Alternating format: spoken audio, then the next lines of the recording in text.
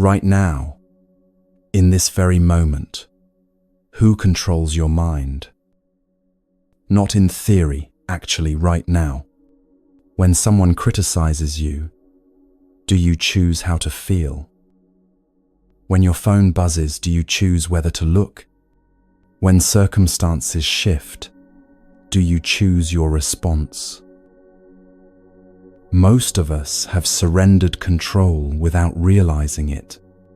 We've become consumers of life, waiting for something to arrive that will make us happy. Good day at work, we feel good. Bad traffic, we feel stressed. Someone praises us, we feel worthy. Someone ignores us, we feel invisible. The pattern runs so deep we don't even see it as a choice. We check our phones first thing in the morning, needing that hit of validation. We scroll through others' lives, measuring our worth by comparison. We wait for the weekend to feel relief, for vacation to feel peace, for retirement to feel free. Always waiting, always depending on circumstances to change before we can be okay. We've been operating this way for so long that we don't think there's another way to function in the world. The steering wheel is right in front of us, but we've forgotten we can actually steer. If this resonates, share where you're listening from in the comments below. Get comfortable. Wrap yourself in something soft if you'd like. We're about to explore what happens when you take back what's always been yours. The things we think will save us come with a price we never see coming.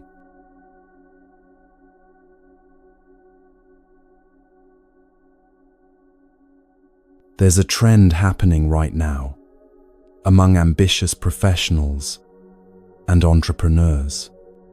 People are paying $100,000, sometimes $200,000, just to have dinner with a successful millionaire. One meal, a few hours of conversation. They see it as an investment, and in some ways, it is. They're buying access to shortcuts, to wisdom earned through decades of trial and error, to the formula that took someone else years to figure out. They want the map, so they don't have to wander blindly through the territory. And there's nothing wrong with seeking guidance. The desire to learn from those who've walked the path before us is natural and intelligent. These dinners can genuinely provide value, practical strategies, business insights, connections that might take years to build on your own. But let's look at what they're actually getting. Best case scenario, and this is if everything works out perfectly, if you implement every piece of advice flawlessly, if the market cooperates, if luck is on your side, you achieve economic freedom for 20 or 30 years of your life. Maybe you build a successful business that generates passive income. Maybe you master the stock market's patterns well enough to secure your retirement. Maybe you create wealth that gives you options most people never have. The ability to say no to jobs you hate, to take time off when you need it, to help your children get started in life. That's the dream they're buying into. And it's not a foolish dream. Economic security matters. Having resources provides genuine relief from certain kinds of suffering. But wealth doesn't solve what it can't touch. Your body ages, regardless of your bank balance. Sickness arrives uninvited. whether you can afford the best doctors or not. Relationships end despite your ability to provide comfort and security. People you love die, and no amount of money negotiates with death.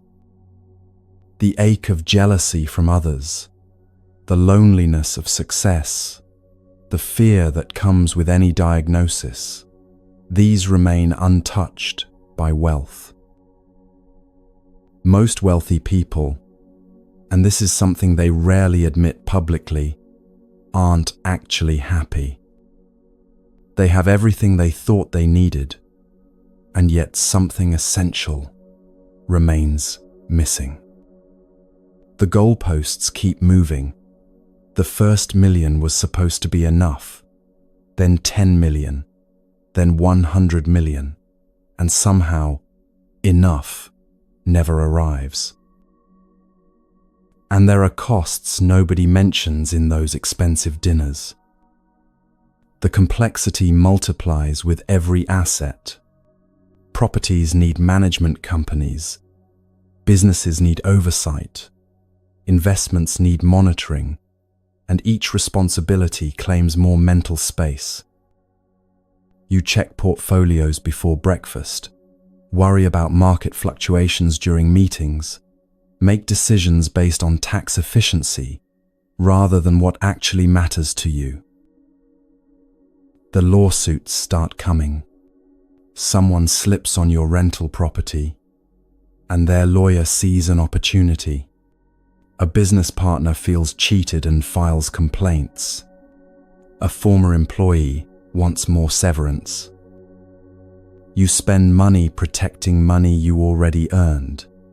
Time in depositions, reliving conflicts you tried to prevent, energy on situations that feel like extortion but are cheaper than fighting. Trust becomes difficult. When someone is friendly, you wonder about their motives. When people offer help, you question what they want in return. Dating becomes complicated. Are they attracted to you or your lifestyle? Friendships strain under unspoken financial imbalances. You become guarded, suspicious, unable to relax into genuine connection because you've been burned by people who saw you as a resource rather than a person. And then there's the paradox of possessions owning you. The luxury car needs specific mechanics and climate-controlled storage. The vacation home generates bills even when empty. Utilities, insurance, property taxes, landscaping, security systems that monitor a place you're too busy to visit. The art collection requires climate control, insurance riders, security consultants.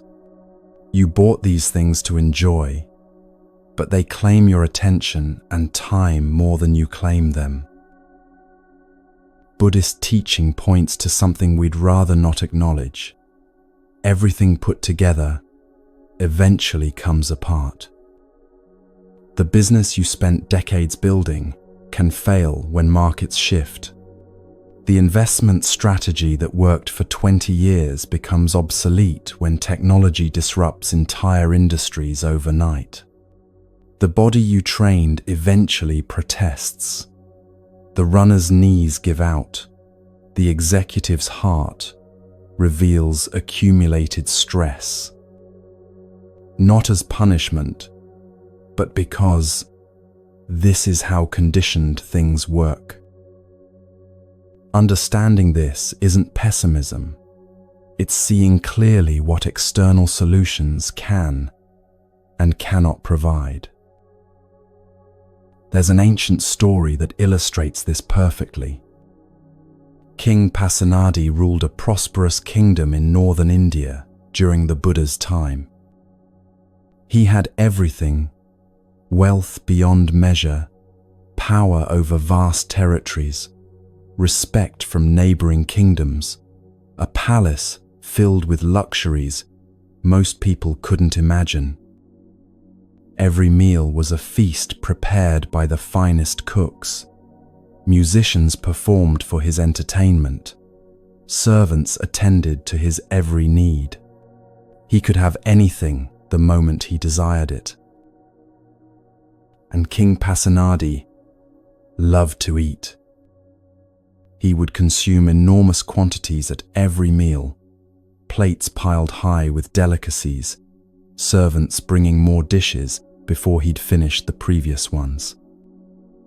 He ate past fullness, past satisfaction, simply because the food was there and tasted good, and he had the power to have as much as he wanted.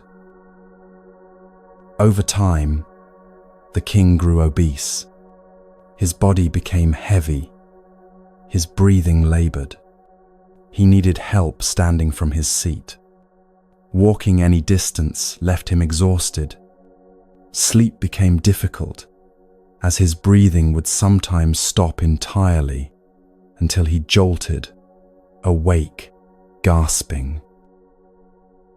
But even experiencing this suffering directly every single day, he couldn't stop.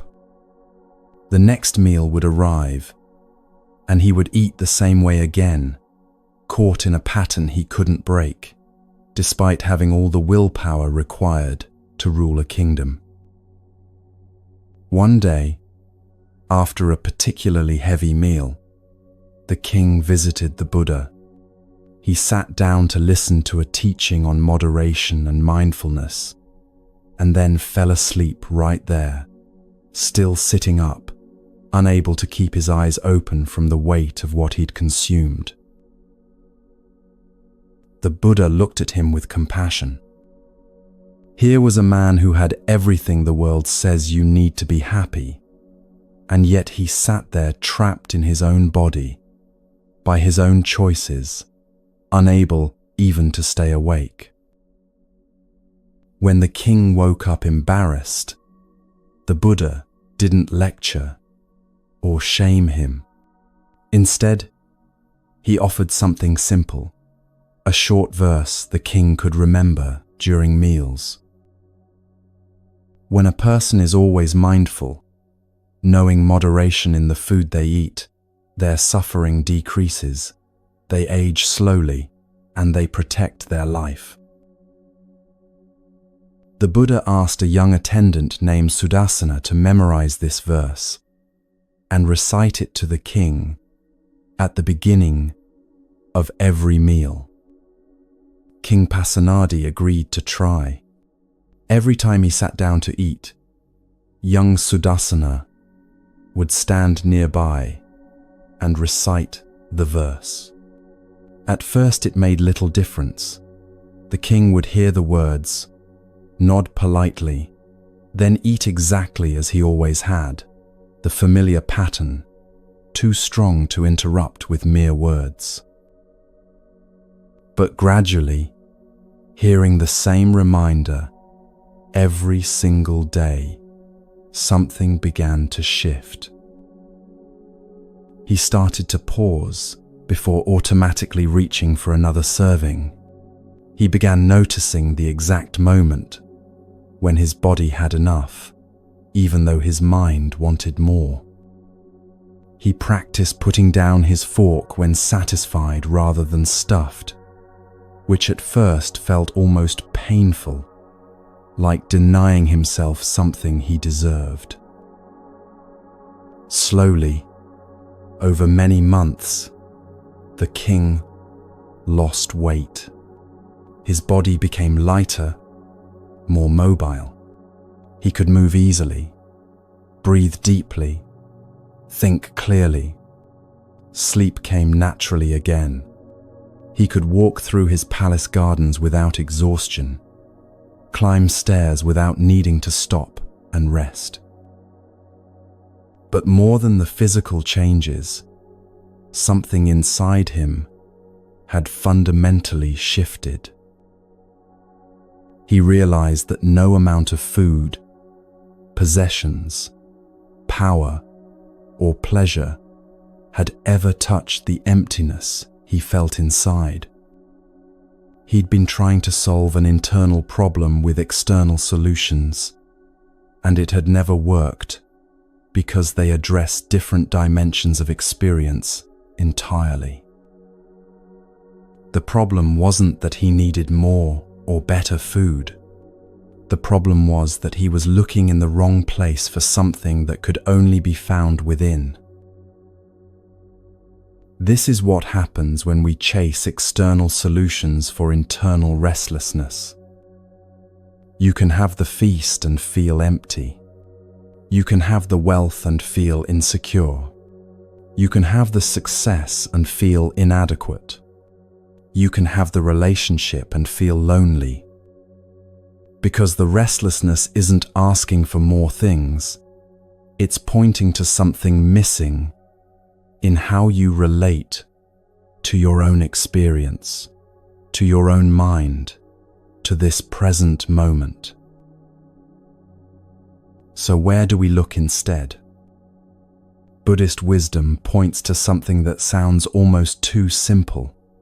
The peace you're seeking isn't something you need to acquire from outside yourself.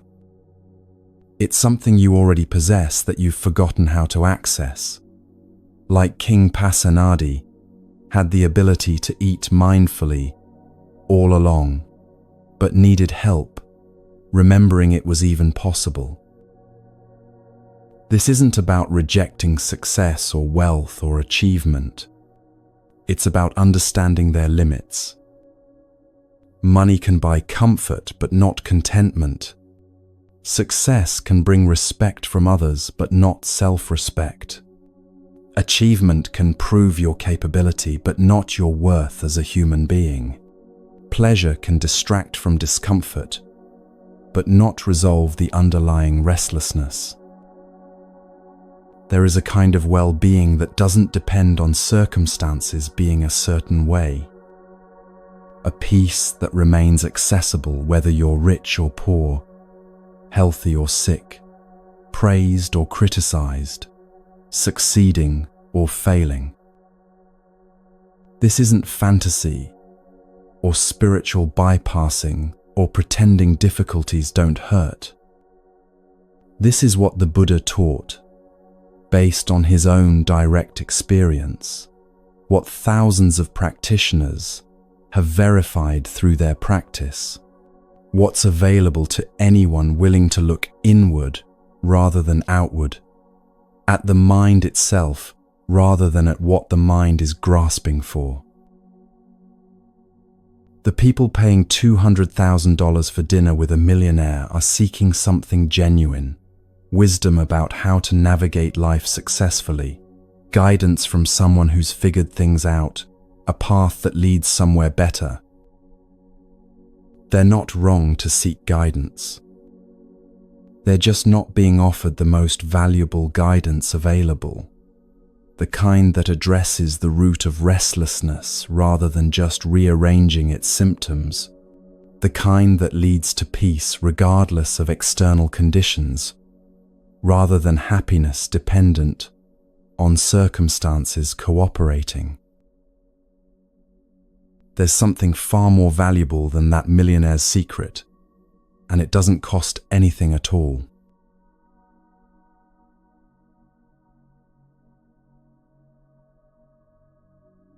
Imagine you found Aladdin's lamp. You rub it, the genie appears, and you have 3 wishes, anything you want. What would you wish for? Most people know immediately. Financial security, health for loved ones, success in their work, maybe attractiveness, talent, recognition. The specifics vary, but the pattern is the same. We wish for external things we believe will make us happy. How much would you pay for that lamp? How much is it worth to have your deepest wishes granted? Some people would give everything they own for just one wish, let alone 3.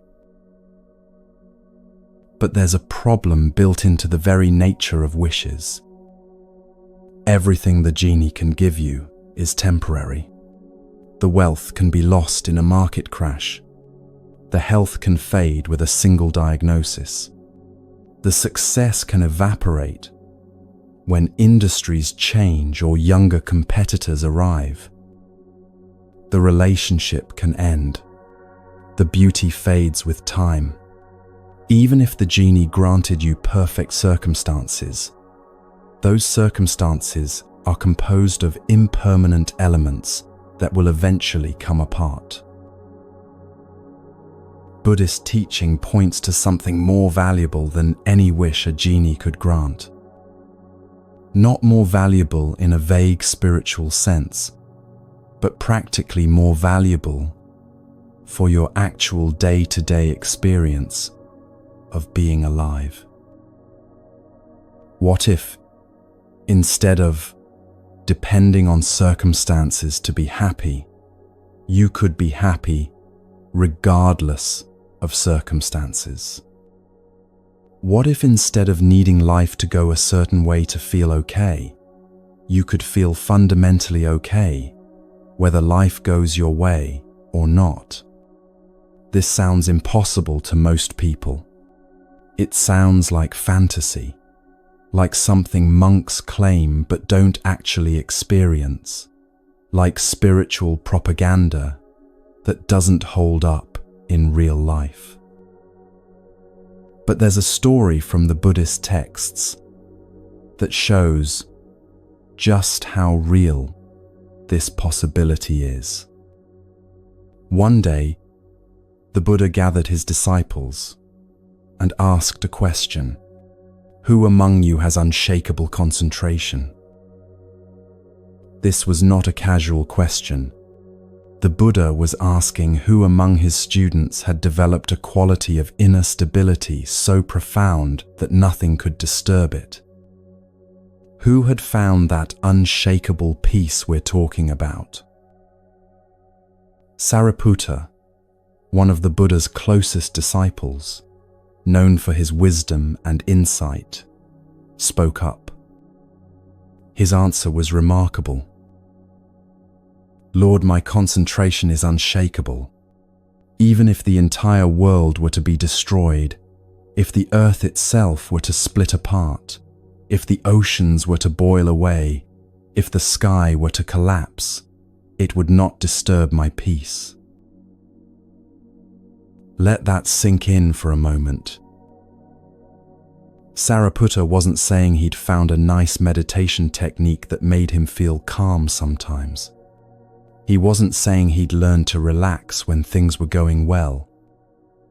He was saying that he'd developed such profound inner stability that even the complete destruction of the world wouldn't shake his peace. This sounds like arrogance, or delusion, or exaggeration, but it wasn't. The Buddha didn't correct him or suggest he was being grandiose. Instead, the Buddha acknowledged that yes, this was accurate. Sariputta had indeed developed that level of unshakable inner peace. How is this even possible? Sariputta had discovered something fundamental about the nature of mind and experience. He'd learned that the peace he was experiencing didn't depend on external conditions being a certain way. It didn't come from the world being safe or pleasant or predictable. It came from a profound shift in his relationship to experience itself. When most of us encounter difficulty, we resist it. We tense against it, fight it, wish it were different, tell ourselves stories about how it shouldn't be happening. That resistance is where suffering lives. Not in the difficulty itself, but in our relationship to it. Sariputta had learned to meet experience without resistance, not by becoming passive or numb, but by developing such clear awareness that he could witness even intense experiences without being overwhelmed by them. He could feel pain without adding suffering on top of it through resistance. He could face loss without adding despair through clinging. He could encounter pleasant things without adding anxiety through grasping. This is what allowed him to say that even world destruction wouldn't disturb his peace. Not because he'd become inhuman or uncaring, but because he'd found something within awareness itself that remains stable regardless of what's appearing in awareness. Think about it this way. When you watch a movie, you can experience intense emotions, fear during horror scenes, sadness during tragic moments, joy during happy endings. But underneath all those changing emotional experiences, there's an awareness that's simply witnessing them without being destroyed by them. You can cry at a sad movie and still be fundamentally okay. The sadness is real, but it's not threatening your basic well-being. Sariputta had learned to relate to life itself the way you relate to a movie, fully experiencing whatever arises without identifying with it so completely that his sense of well-being depends on it. This is what practice builds. Not immunity to pain or difficulty, but a fundamental shift in your relationship to them that makes you unshakable, even when life shakes everything around you. And this isn't fantasy. This capacity exists within human consciousness. Sariputta wasn't special or superhuman. He was simply someone who practiced with dedication and discovered what becomes possible when you train your mind systematically. What he found is available to anyone willing to look in the same direction and do the work. This kind of peace works whether you're rich or poor. It doesn't require comfortable circumstances. In fact, some of the most peaceful practitioners have lived in extremely difficult conditions.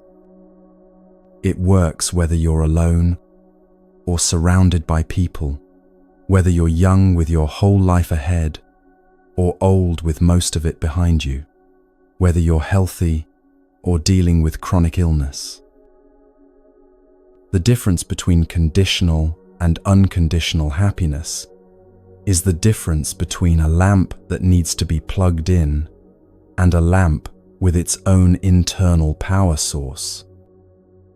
Conditional happiness requires the right circumstances, good health, financial security, pleasant relationships, comfortable conditions. When you have those things, you feel happy. When you lose them, happiness disappears. You're constantly at the mercy of conditions beyond your control. Unconditional well-being is different. It doesn't mean you prefer pain to pleasure, or that you don't have natural human preferences. It means that underneath those preferences, there's a fundamental okayness that doesn't depend on getting what you prefer. You can still work toward goals, build things, create comfort, but your basic peace doesn't hinge on those efforts succeeding. Now, hearing about Sariputta's unshakable peace might create the wrong impression. You might think this requires becoming a monk, renouncing the world, spending years in caves, meditating. You might think it's only for spiritual athletes, willing to give up everything for practice. But there's another story that shows this isn't true. Chitta was a householder, not a monk, not a renunciate, not someone who'd left society to pursue enlightenment. He had a family, ran a business, dealt with all the ordinary complications of daily life that you deal with.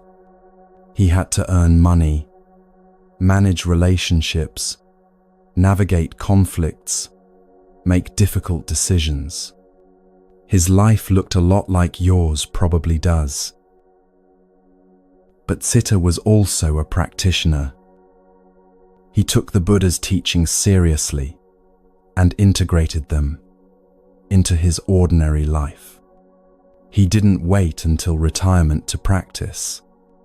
He didn't tell himself he'd get serious about meditation once his business was established or his kids were grown. He practiced right in the middle of his messy, complicated, demanding life. During his work, while buying goods, negotiating prices, managing employees, handling customers, Citta practiced mindfulness. Not as some separate activity he did when he had free time, but as a quality of awareness he brought to whatever he was already doing. He learned to stay present during transactions instead of getting lost in worry about profits. He practiced noticing his reactions to difficult customers instead of just acting them out. He found moments of stillness even in the middle of the marketplace. And something remarkable happened. Citta developed the ability to enter deep meditative states, not just while sitting in quiet rooms, but right in the middle of his ordinary activities. He could be negotiating a business deal and simultaneously rest in profound peace. He could be managing a conflict between employees and remain inwardly undisturbed. The Buddha heard about Citta's practice and praised him as one of the greatest lay disciples. Not because Citta had renounced the world, but because he'd found a way to practice deeply without renouncing anything. He proved that you don't need to choose between living fully in the world and developing profound inner peace. Citta showed that the marketplace can be as much a place of practice as a monastery. Your kitchen can be as valuable as a meditation hall. Your office can serve your awakening as much as a retreat center. The question isn't where you practice, but whether you practice, whether you bring awareness to the moments that make up your life. What made Citta's practice possible was a shift in understanding. He stopped seeing spiritual practice as something separate from daily life, something you do when you have free time or after you've handled your responsibilities. He started seeing every moment as an opportunity. The moment you wake up, the moment you speak to your partner, the moment you feel frustrated in traffic, the moment you make coffee. Every single moment offers a choice about where you place your attention and how you relate to your experience. Most people spend their whole lives waiting for the right conditions to practice. They tell themselves they'll start meditating once things calm down at work. They'll begin a serious practice once the kids are older. They'll really commit to it once they retire and finally have time. But things at work never fully calm down. Kids bring different challenges at every age, and retirement brings its own complications. Citta didn't wait. He worked with the life he had, practicing in the gaps and pauses, bringing awareness to the ordinary moments that most people overlook. And through that approach, he developed a depth of practice that earned praise from the Buddha himself. The contrast between these two stories tells you something important. Sariputta shows you what's ultimately possible, peace so profound that even world destruction wouldn't shake it. That might seem unattainable, but it points to the direction practice leads when you follow it far enough. It shows you there's no limit to how deep this peace can go. Chitta shows you what's immediately accessible, the possibility of practicing right where you are, with the life you actually have, without needing to wait for perfect conditions or make dramatic changes. He proves that you don't need to be a monk, or quit your job, or move to a monastery. You just need to begin, right here, with whatever moment you find yourself in. Together, these stories reveal something that changes how you might think about your own life. The treasure of unshakable peace isn't something reserved for special people or extraordinary circumstances. It's not hidden in far-off monasteries or accessible only after years of intensive retreat. It's available right now in your ordinary life if you know where to look and how to practice. This is more valuable than any wish a genie could grant, because it doesn't depend on circumstances cooperating. The genie can give you health, but you'll still worry about losing it. The genie can give you wealth, but you'll still fear it running out. The genie can give you a perfect relationship, but you'll still feel the anxiety of potential loss.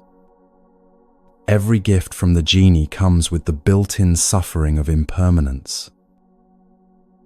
But the peace that comes from practice, that's yours. In a way, nothing external can ever be. No one can take it from you. No market crash can destroy it. No illness can steal it. No loss can erase it. Because it's not built on conditions that can change. It's built on a shift in how you relate to conditions, which remains stable even when conditions themselves are unstable. But here's where it gets counterintuitive: how happiness actually works.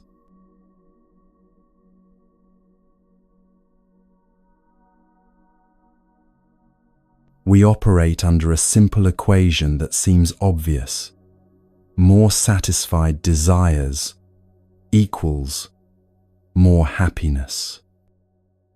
If getting what you want feels good, then getting more of what you want should feel even better.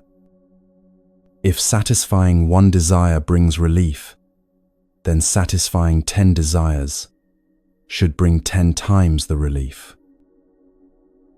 This makes perfect sense, and it drives almost every decision we make. We keep adding to the list of what we need, not just to survive, but to feel okay, to feel satisfied, to feel like life is working. But watch what actually happens when you follow this equation. Imagine someone, let's call them person A, who has 100 requirements for a good day. Not ridiculous things, just normal preferences that seem reasonable. The coffee needs to be hot and taste right. The commute needs to go smoothly without delays. Co-workers need to be pleasant and respectful. The work itself needs to feel meaningful. or at least not frustrating. Their boss needs to recognize their efforts. Lunch needs to be satisfying. The afternoon needs to have some energy, not just dragging exhaustion. The drive home needs to be clear, not stressful. Their partner needs to greet them warmly. Dinner needs to turn out well. The evening needs to have some relaxation without obligations piling up. They need to feel like they accomplished something today. Their body needs to feel decent. No headaches, no unexpected aches, no digestive issues. Sleep needs to come easily without lying awake worrying. And that's only 15 of 100 requirements. There are 85 more conditions that need to align for this person to end their day feeling satisfied. Now imagine person B, who has 5 requirements for a good day. They woke up breathing. They had something to eat. They had shelter when they needed it. Their body moved when they asked it to. They witnessed one moment of something worth noticing. Light through a window, a bird outside, someone's laugh, warmth from their coffee, even if it wasn't perfect. Which person has better odds of ending their day satisfied? The mathematics here are brutal and unavoidable. Person A needs 100 different things to align correctly. What are the chances of that happening on any given day? Essentially 0. Something will always go wrong. Traffic will be bad. A co-worker will be irritating. Their body will feel off. Dinner will be disappointing. Something won't meet the standard. They've guaranteed their own dissatisfaction through sheer probability. With 100 requirements, they're statistically doomed to disappointment. Person B needs 5 things, and all 5 are virtually guaranteed every single day. They'll wake up breathing. Check. They'll find something to eat. Check. They'll have shelter. Check. Their body will mostly cooperate. Check. One moment worth noticing? That's almost impossible to miss if you're even slightly paying attention. They're practically guaranteed satisfaction because their threshold is so achievable. Same world, same basic circumstances, completely different experiences of life. Not because one has better luck, but because one has made satisfaction almost impossible, while the other has made it almost inevitable. You can feel this in your own life right now. Think about a day recently when you felt disappointed, even though nothing terrible happened. Chances are, you'd built up requirements, maybe without even realizing it, and reality didn't meet them. The day was fine objectively, but it wasn't what you decided it needed to be for you to feel good about it. Now think about a time you felt genuinely content for no particular reason. Chances are you weren't requiring much in that moment. You were just present with what was actually there, without a checklist of conditions that needed to be met first. The equation we've been following is backwards. Happiness doesn't come from satisfying more desires. It comes from having fewer desires to satisfy in the first place. There's an old teaching from the Zen tradition that shows exactly how this works. It's told through a series of images about a young ox herder and his ox. The story begins with the herder standing alone confused, and anxious.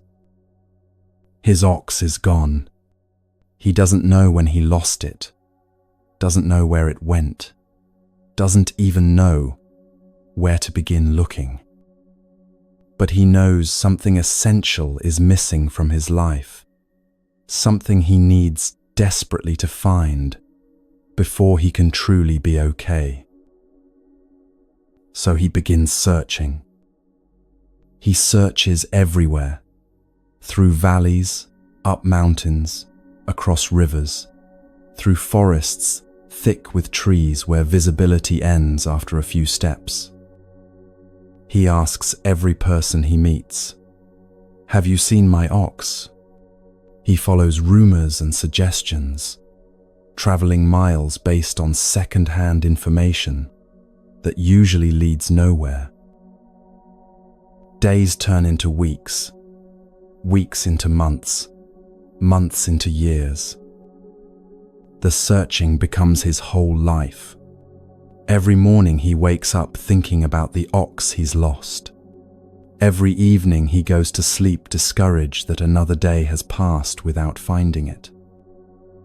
He grows increasingly desperate, increasingly exhausted, increasingly convinced that his life can't really begin until he recovers what's been taken from him. This is how most of us live. Convinced that something essential is missing, that we've lost access to contentment or peace or okayness, and if we could just find the right thing, the right job, the right relationship, the right amount of money, the right solution to this problem, then we'd finally have what we need to be happy. One day, after years of fruitless searching, the herder is walking through a forest he's searched many times before. His feet are tired, his heart is heavy, and he's beginning to lose hope that he'll ever find what he's looking for. Then he sees something on the ground that makes him stop completely. Tracks. Fresh ox tracks in the soft earth, clear as anything, leading deeper into the trees. His exhaustion vanishes instantly. His heart leaps in his chest. Finally, after all this time, finally evidence. Finally, a clue about where to look. He follows the tracks with renewed energy, certain the ox must be just ahead, just around the next tree, just beyond the next clearing. The tracks wind through the forest, sometimes clear, sometimes faint, but always leading forward. He follows them for what feels like hours, his anticipation building with each step. He's so close now. He can feel it. Then he enters a small meadow, and there it is. The ox. His ox, standing peacefully in the afternoon light, grazing on grass, completely unconcerned, exactly where it's supposed to be. But something about seeing it stops the herder completely. He doesn't rush forward to grab it. He just stands there at the edge of the clearing, watching and slowly understanding something that changes everything. The ox was never lost. It hadn't run away. It hadn't been stolen. It hadn't disappeared or abandoned him or vanished into thin air. It was just being an ox, grazing when hungry, resting when tired, moving naturally through its days, without drama or urgency or any sense that something was wrong. The herder had convinced himself the ox was lost, that something essential was missing, that he needed to search desperately to recover what had been taken from him. But the ox was nearby the whole time, peacefully existing, and the only thing keeping them apart was the herder's panic and his frantic searching and his absolute certainty that what he needed wasn't already here. He'd spent years searching for something he already had. All that exhaustion, all that desperation, all that suffering, none of it was necessary. He was chasing something that was never actually missing. This is what we do. We're convinced that contentment is lost, that happiness is somewhere else, that peace is something we used to have or might have in the future, but definitely don't have right now. So we search, we chase achievements, we pursue pleasures, we accumulate possessions, we build relationships, we try to fix our bodies and our circumstances and our lives, certain that the next thing will finally be what restores what we're missing. But what if you're not missing anything? What if the contentment you're seeking is already available right now, in this moment, as it actually is, and the only thing keeping you from it is your long list of requirements about how this moment needs to be different before you allow yourself to feel it? This is where Buddhist teaching gets radical. Not in some abstract philosophical way, but in a way that changes your actual daily experience, if you're willing to try it. Take every preference you're carrying, every demand about how things should be, every requirement for your satisfaction, all your ideas about what needs to be present for you to be okay, the perfect temperature, the right energy level, pleasant interactions, things going smoothly, your body feeling good, achieving what you wanted, being treated fairly, circumstances cooperating with your plans. All of it, every single condition you place on your contentment, imagine gathering it up and putting it in a bag. Not sorting through it, not keeping the reasonable requirements and discarding the unreasonable ones, not refining your standards into better versions. Just taking the whole mechanism of requiring things to be certain ways before you can be okay and putting it in the bag. Then tie the bag closed and throw it away. Just release it entirely. This whole system of checking whether conditions meet your standards, this constant evaluation of whether what's happening is good enough, this exhausting work of measuring reality against your requirements and finding it lacking. What happens when you do this? You don't become passive or lose all standards or accept everything without discernment. What happens is you become free. Free from the constant background anxiety about whether conditions will meet your requirements.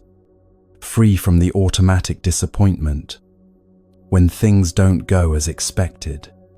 Free from exhausting yourself trying to control everything to match your preferences.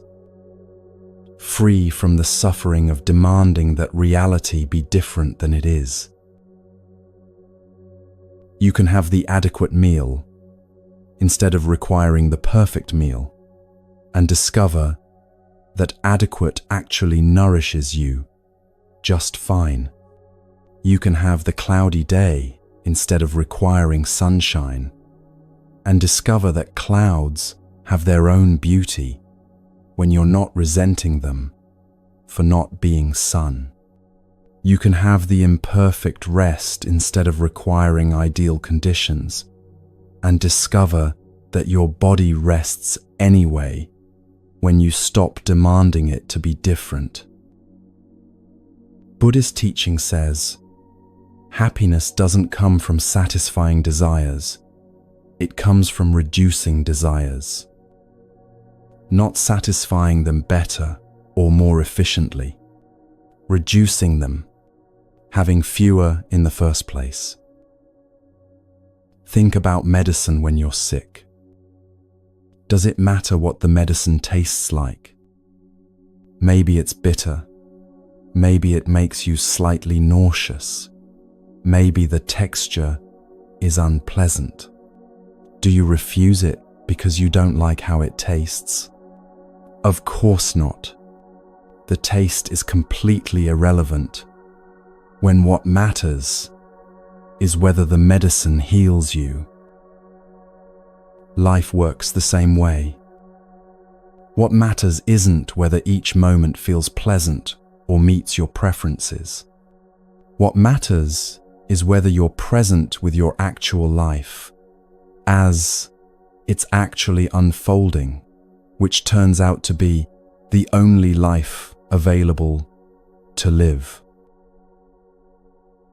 When you release your requirements, when you stop placing conditions on your contentment, when you throw away the bag of demands, what remains is a simple capacity to be here with what is.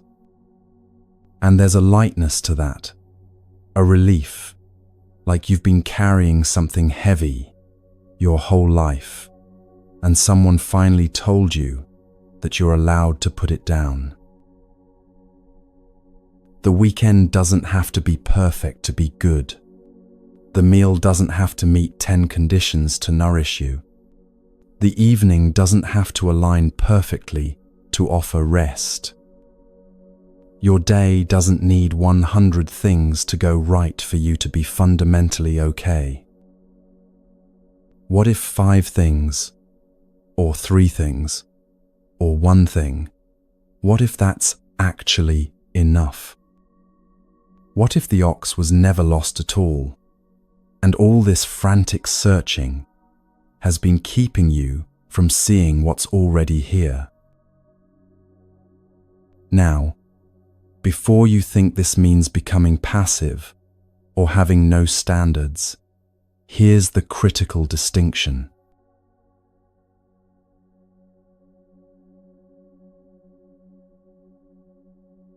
You're lying in bed at 11:30 at night, desperately needing sleep because tomorrow's important, but your mind won't stop. Thoughts keep coming, replaying today's conversations, planning tomorrow's tasks, worrying about next week's deadline. You've tried everything, different positions, counting breaths, telling yourself to relax, but sleep won't come. You feel the frustration building, that sense of your body betraying you. In your mind, you're demanding, just sleep. Stop thinking. I need to rest. Why won't you let me rest? Or you're standing in your kitchen watching water drip from the ceiling where it shouldn't be dripping. You just had this fixed 2 months ago, paid hundreds of dollars, and now it's leaking again from a different spot. You can see the water stains spreading, and you know this means more money, more contractors, more disruption. You feel that familiar sinking in your stomach, that mix of anger and helplessness. In your mind, you're demanding, stay fixed. Stop breaking. Why can't anything just work like it's supposed to? Or you're watching your elderly parent struggle to remember your name for the 3rd time this visit. They look at you with that confused expression, searching for something that's slipping away, and you can see them getting frustrated with themselves. Last month, they remembered perfectly. Last year, they were still sharp, still fully themselves. You feel it in your throat, that tightness that comes before tears. In your mind, you're demanding, remember, come back. Don't leave me while you're still here. Watch what happens in each of these moments. Your mind, demanding sleep, becomes more agitated with each demand. The very act of insisting, I must sleep now, activates your nervous system, floods you with stress hormones, guarantees the wakefulness you're fighting against. Your demand creates the exact opposite of what you want. And at 2 a.m, you're lying there exhausted but wired, having spent hours battling your own mind instead of simply being present with sleeplessness until sleep naturally arrives. Your ceiling, indifferent to your frustration, continues dripping. Your demand that it stay fixed changes nothing about the plumbing, the water pressure, the age of the pipes, but it changes everything about your experience of this moment. What could be simply, there's a leak, I need to call someone, becomes an hours-long internal war with reality, with unfairness, with the universe that refuses to cooperate, with your very reasonable desire for things to just work. Your parent, lost in the fog of their failing memory, doesn't suddenly snap back because you want them to. Your demand that they remember, that they stay themselves, that time stops stealing them from you. None of it changes the relentless progression of their condition. But it fills this precious moment with your resistance instead of your presence, with your demands instead of your love, with your wish for them to be different instead of your attention to who they actually are right now. This is the suffering that comes from demanding what you cannot control. Not the pain of the situation itself, that's real and unavoidable, but the additional layer of suffering you create by insisting reality should be other than it is. You can't demand your mind into sleep. You can't demand your house into staying fixed. You can't demand your parents' memory into returning. These things will unfold according to their own nature, their own causes and conditions, completely indifferent to your demands. But there's something you can control, something you have complete authority over, something that changes everything, even when circumstances don't change at all.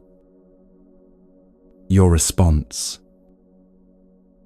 Instead of demanding sleep, you can change your relationship to sleeplessness. Notice the thoughts arising without grabbing onto them. Feel the restlessness without fighting it. Let your body simply rest, even if sleep doesn't come. You can't force sleep, but you can stop forcing wakefulness through your resistance. Sometimes when you release the demand, sleep arrives on its own. Sometimes it doesn't, but you rest anyway because you've stopped exhausting yourself, fighting what is. Instead of demanding your house stay fixed, you can change your relationship to things breaking. Feel the frustration fully, without adding stories about unfairness. See the leak as simply information about what needs attention. Take action without the overlay of outrage that this is happening again. You can't control whether things break, but you can stop breaking yourself against the reality that they do. Instead of demanding your parent remember, you can change how you're present with them right now. Release the demand that they be who they were and meet who they are now. Hold their confusion with tenderness instead of resistance. Speak your name gently without making them feel ashamed for forgetting. Treasure this moment of being together, even though it's not the moment you wish you were having. You can't stop the progression of their illness, but you can stop missing the connection that's still available because you're demanding the connection that's no longer possible. This is where your actual power lives. Not in controlling circumstances, but in choosing how you meet circumstances.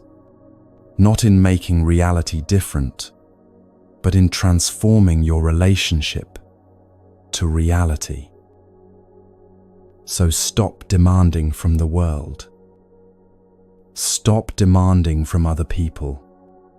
Stop demanding from your own body and mind as if they're servants who must obey.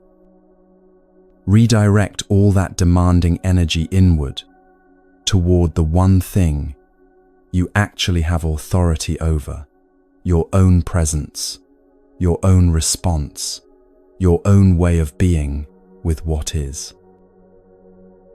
This is your life.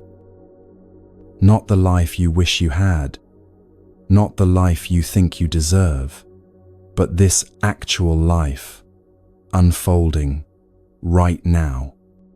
This is your mind experiencing these thoughts, these feelings, these reactions. You're the one here, present in this body, in this moment, with these specific circumstances. No one else can live this life for you or tell you how to respond. This is your steering wheel, and your hands are on it whether you acknowledge it or not. The question is, are you steering, or are you just gripping the wheel while circumstances push you wherever they want?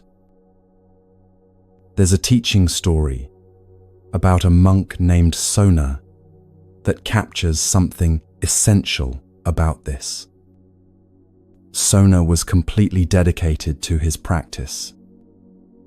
He would meditate until his legs went numb, walk in meditation until his feet bled, practice with such intensity that his body was breaking down.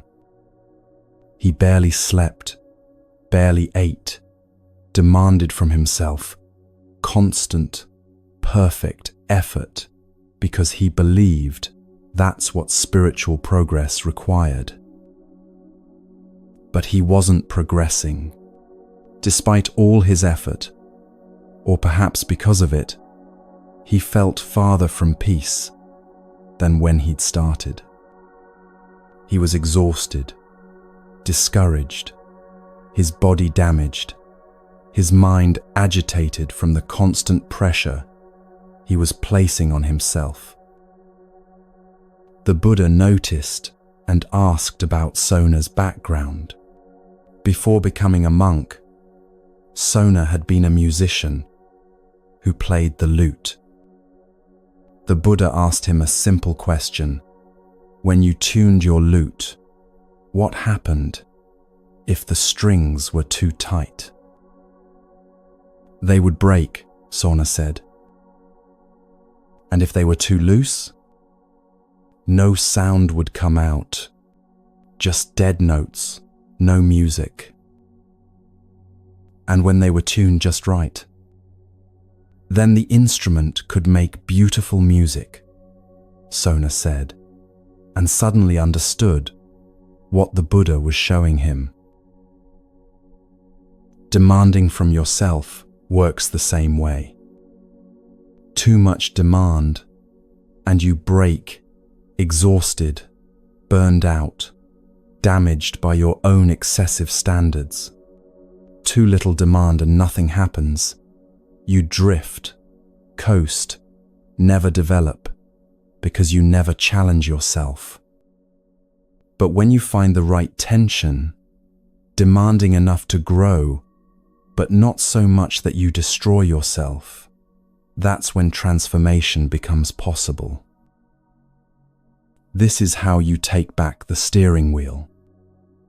Not through force, not through harsh demands that break you, but through wise, sustainable attention to what you're actually allowing to shape your life, moment by moment. It's a game of influence. Everything you encounter influences you, conditions you, shapes the grooves your mind naturally follows. The question is whether you're choosing those influences consciously or just accepting whatever comes your way. Look at your physical environment right now. What's around you? Is the space you inhabit supporting who you want to become, or reinforcing who you've always been? The clutter you see every day trains your mind toward chaos.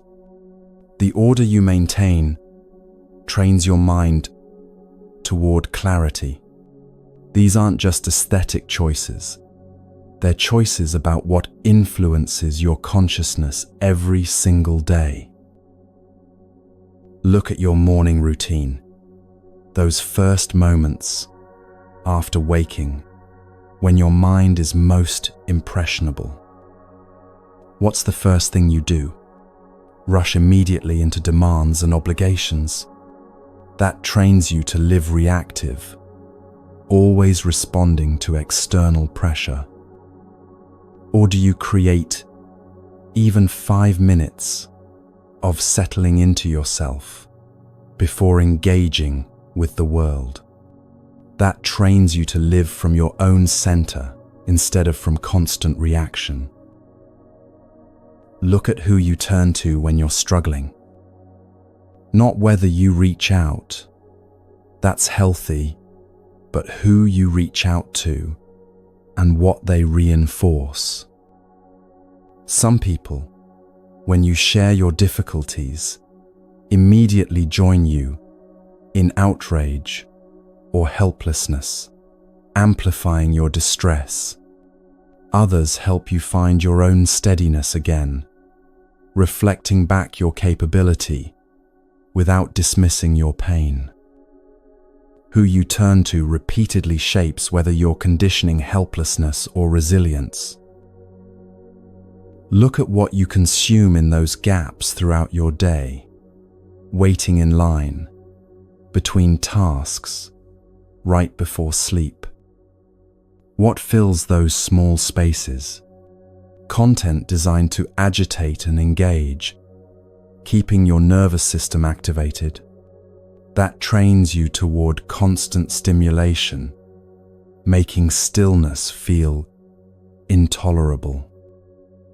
Or content that settles and centers, helping your system return to baseline.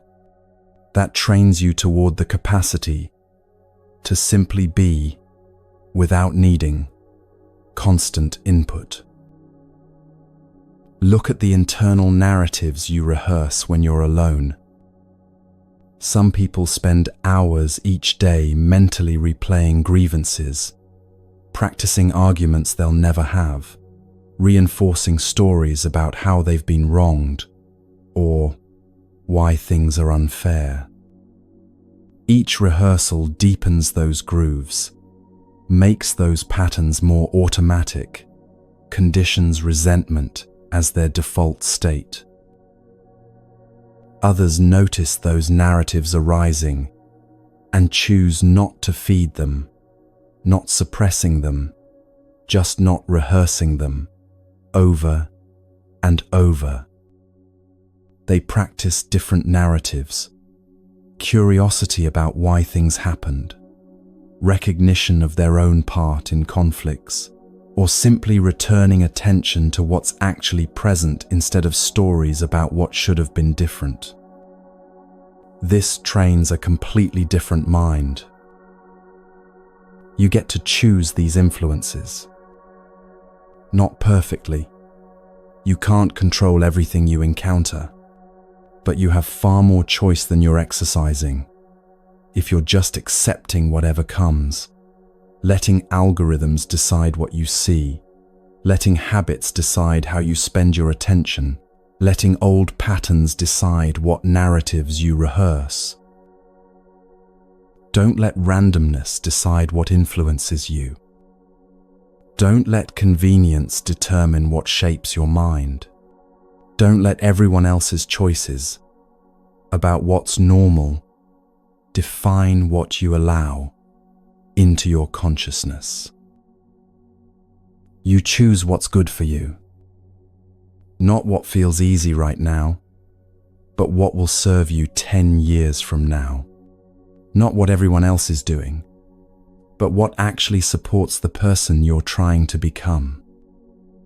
Not what's comfortable or convenient, but what aligns with the life you're actually trying to live. Every small choice is a vote. The environment you create, the routine you establish, the people you seek out when struggling, the content you consume in spare moments, the narratives you rehearse when alone, each one is casting a vote for who you're becoming. Are you voting for someone more awake or more asleep, more reactive or more responsive, more scattered or more centered, more trapped in patterns or more free? The steering wheel is in your hands. You've been holding it this whole time, even when you thought circumstances were driving, even when you felt powerless, even when you blamed everything outside yourself for where you ended up. Your hands are on the wheel. The question is whether you're going to steer. This is your life, this messy, imperfect, challenging, beautiful life that keeps refusing to be what you demand it should be. This is your mind, this complicated, powerful, trainable mind that's been conditioned by everything you've encountered and can be reconditioned by choices you make right now. Stop demanding from what you can't control. Start demanding from yourself, not harshly, not excessively, but with the wise tension of a well-tuned instrument that's ready to make music. Take control. Choose what influences you. Decide who you're becoming through 10,000 small choices that no one else will ever see, but that will accumulate into the person you are 10 years from now. And this changes everything about how you handle difficult situations.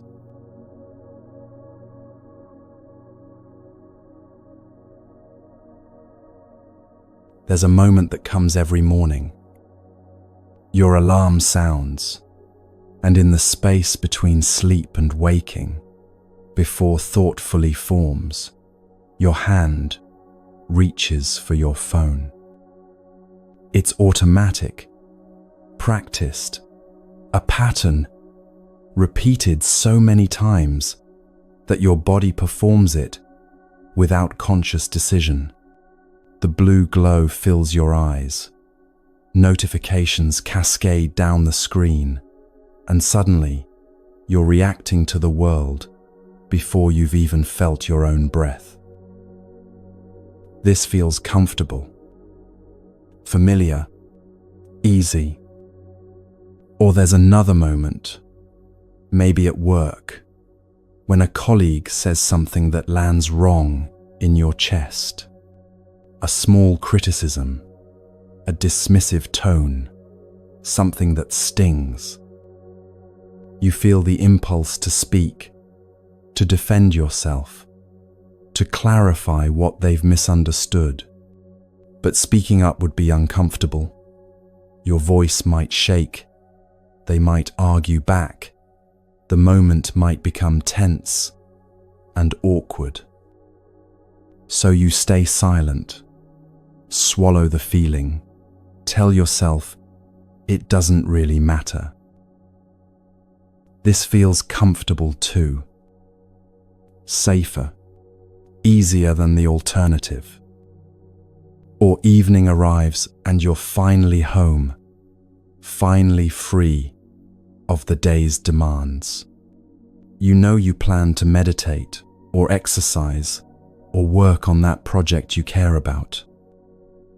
But the couch is right there, the TV is right there, your phone is right there, offering infinite ways to make the next few hours disappear without effort. And you're tired, so tired. Surely you deserve rest, deserve comfort, deserve ease after a long day. This feels like self-care, like being kind to yourself, like choosing what your body is telling you it needs. But watch what actually happens in each of these moments over time. The morning phone ritual means you start every single day reactive instead of centered.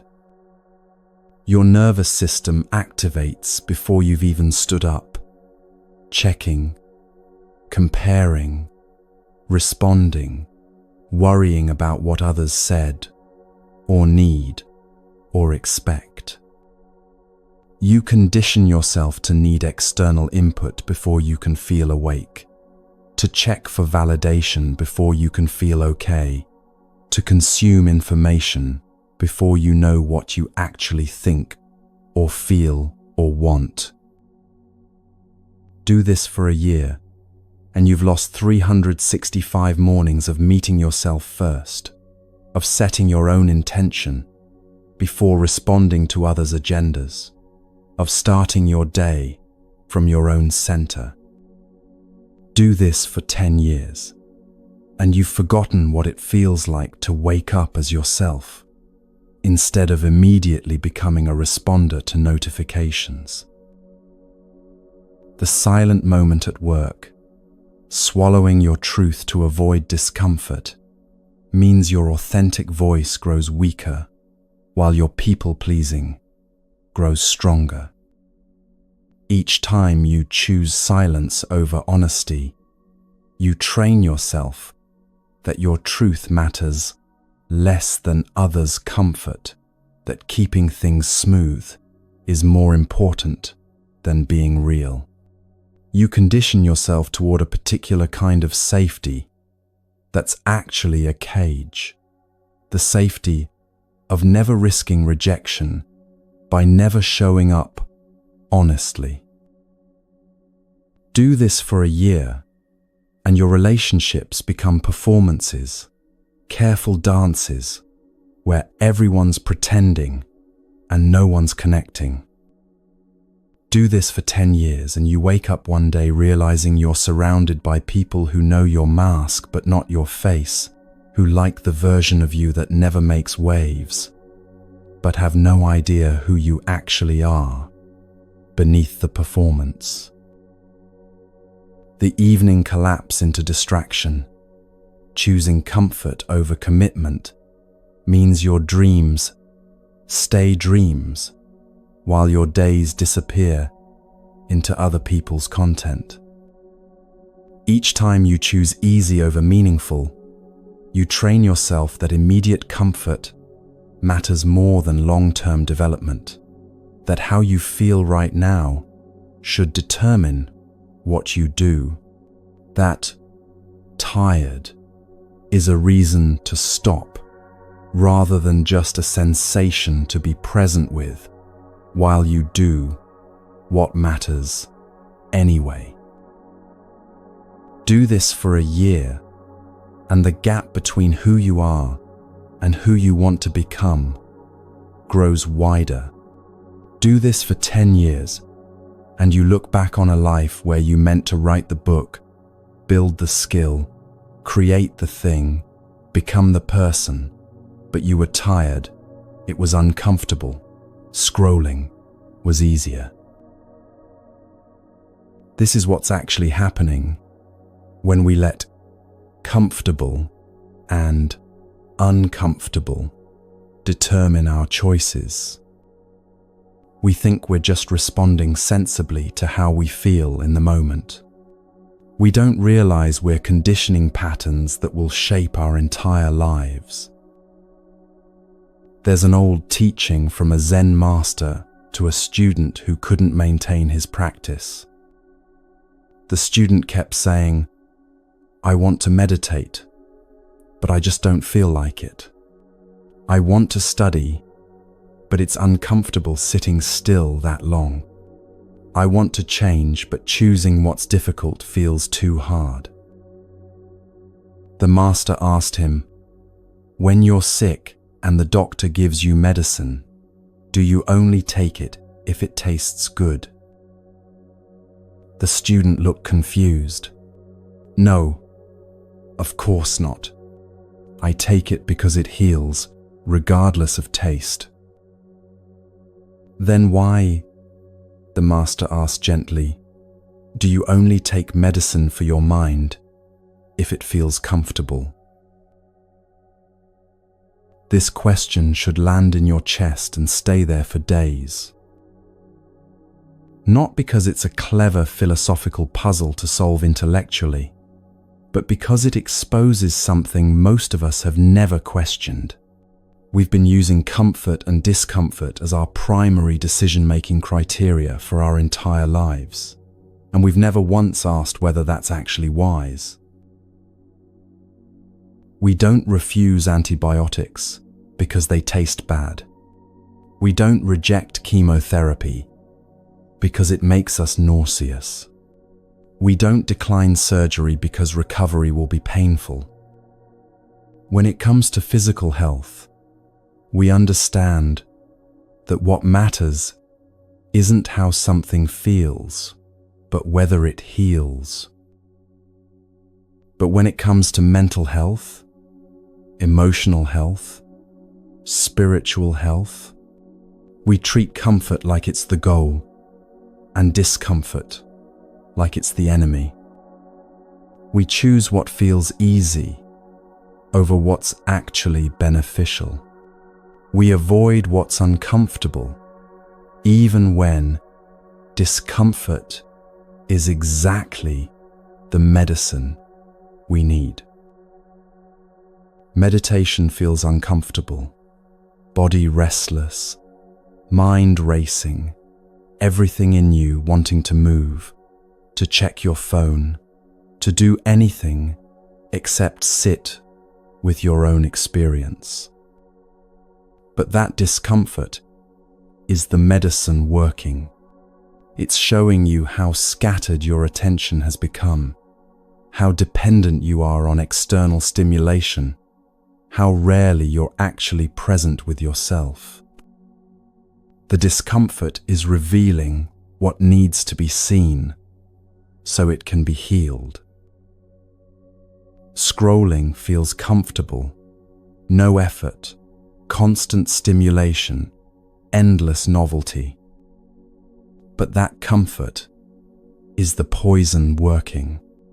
It's fragmenting your attention, training you toward distraction, conditioning you to need constant input to avoid being present with yourself. The comfort is hiding the damage it's doing. The difficult conversation with your partner feels uncomfortable, vulnerable, risky, potentially conflict-creating. But that discomfort is the medicine. It's creating space for real intimacy, building genuine trust, allowing both of you to be seen rather than just safe. The discomfort is what transforms surface-level harmony into deep connection. Avoiding the conversation feels comfortable. No risk, no tension. Everything stays pleasant on the surface. But that comfort is the poison. It's letting distance grow silently, allowing small resentments to accumulate, trading long-term intimacy for short-term ease. The comfort is killing your connection so slowly you don't notice until it's gone. Exercise when you don't feel like it feels uncomfortable. Body resisting, mind producing excuses. Bed or couch looking so appealing. But that discomfort is the medicine. It's building strength, training discipline, teaching you that you can do things regardless of how you feel about doing them. The discomfort is making you stronger in ways that matter far beyond physical fitness. Staying on the couch feels comfortable. No effort, just rest. But that comfort is the poison. It's weakening your body, reinforcing the habit of choosing ease over growth, stealing from your future health to buy momentary rest you don't actually need. The comfort is making you weaker in ways you won't notice until your body starts breaking down. Do you see the pattern? Comfort and benefit are not the same thing. They're often opposites. What feels comfortable in the moment frequently undermines your long-term well-being. What feels uncomfortable in the moment frequently serves your deepest growth. This is why Buddhist practice asks you to remove two phrases from your vocabulary entirely. The first, "This is comfortable," or "This is uncomfortable." The second, "I feel like it," or "I don't feel like it." These phrases make comfort your authority, your feelings, your guide, your momentary sensations, your decision maker. They suggest that how something feels should determine whether you do it, as if pleasant sensations mean beneficial action and unpleasant sensations mean harmful action. But this is completely backwards from how growth actually works. Replace "Is this comfortable?" with "Is this beneficial?" Replace "Do I feel like it?" with "Does this serve my growth?" These questions change everything because they shift your criteria from sensation to wisdom, from momentary feeling to long-term development, from comfort-seeking to purpose-following. You don't feel like meditating this morning. So what? You're not feeling like it is just a pattern of resistance that's been conditioned through repetition. It has no more authority than a craving for sugar or an itch that demands scratching. Notice, "I don't feel like it," as a thought arising in your mind. Acknowledge it without judgment, and then meditate anyway, not despite the feeling, but with complete indifference to it. The conversation feels uncomfortable. So what?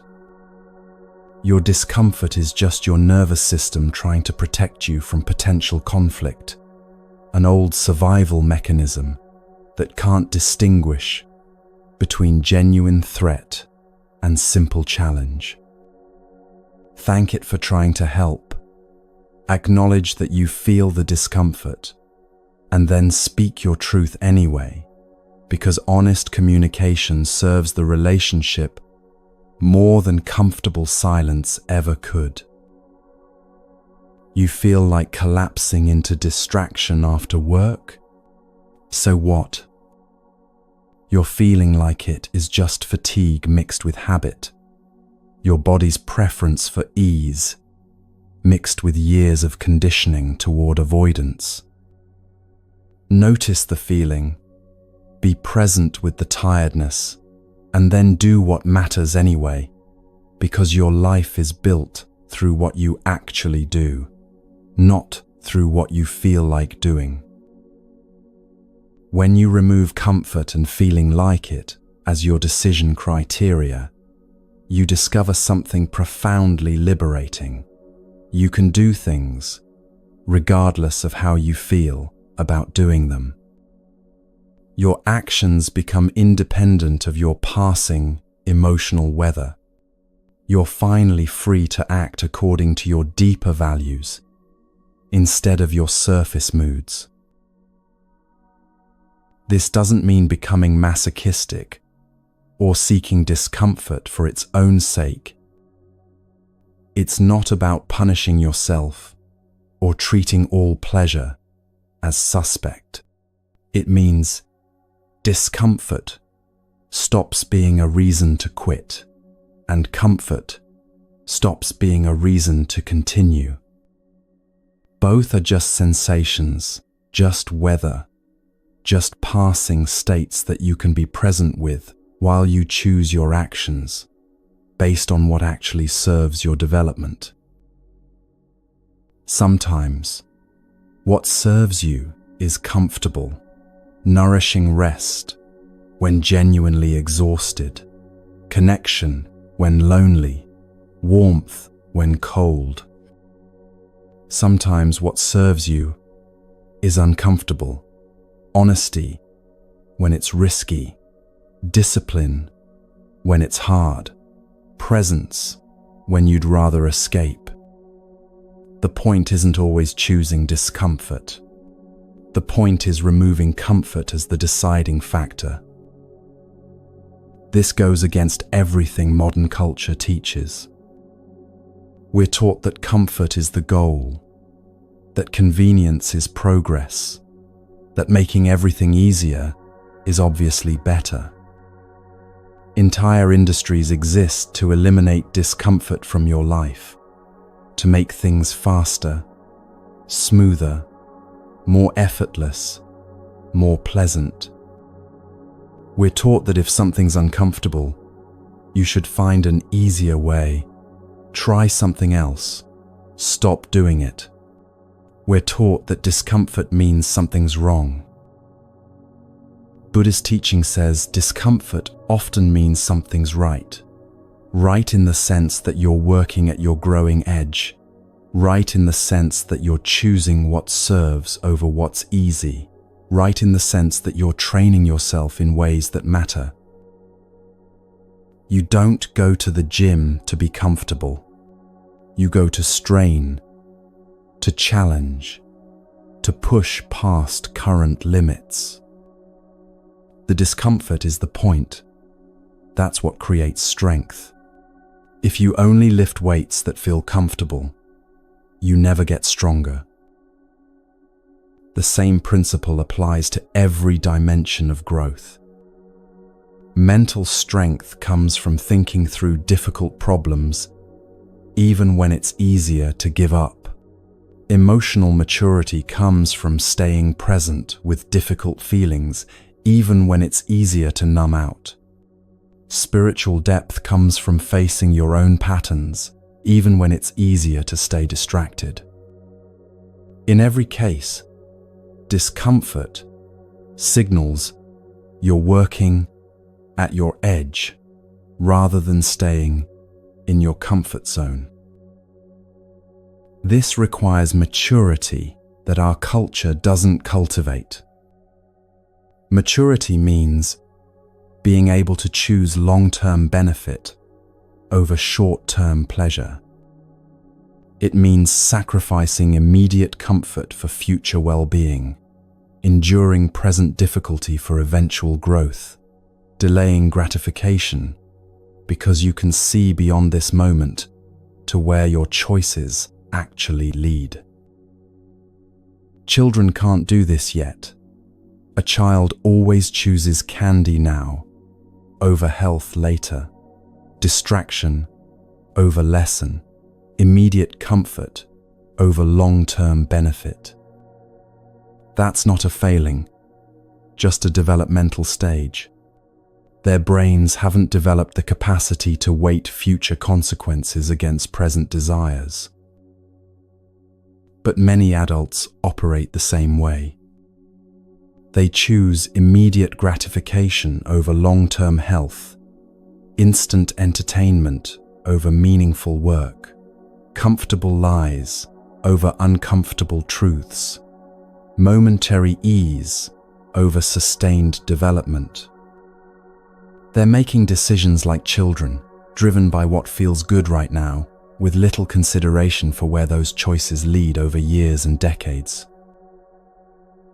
Maturity is the capacity to hold a longer view, to see that the workout you don't feel like doing today contributes to the vitality you want at 70. To understand that the difficult conversation you're avoiding now will either happen later under worse circumstances or slowly poison your relationship through years of accumulated silence. To recognize that the meditation you skipped this morning is one more missed opportunity to train the mind that will serve you every moment of every day for the rest of your life. Pleasant and beneficial are not the same thing. Pleasant is what feels good right now.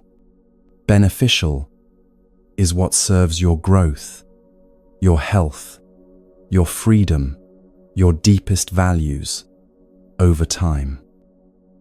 When they overlap, wonderful, enjoy it. When they conflict, maturity means choosing beneficial over pleasant, medicine over candy, what serves over what's easy. This is the wisdom of delayed gratification, understanding that the greatest satisfactions in life usually require short-term discomfort. The satisfaction of a body that moves well comes from years of uncomfortable workouts. The satisfaction of a skill truly mastered comes from hours of uncomfortable practice. The satisfaction of relationships that go deep comes from countless uncomfortable moments of choosing honesty over harmony. The satisfaction of a mind that's free comes from years of uncomfortable encounters with your own patterns. None of it's comfortable in the moment. All of it creates something more valuable than comfort ever could. A life actually lived, rather than just survived. A self actually developed, rather than just maintained. A presence actually cultivated, rather than constantly avoided. But people often confuse this with one of Buddhism's most misunderstood teachings.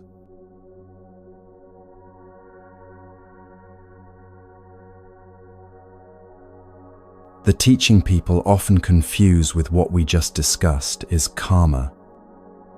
And the confusion about karma might cause more suffering than any other misunderstanding in Buddhist practice.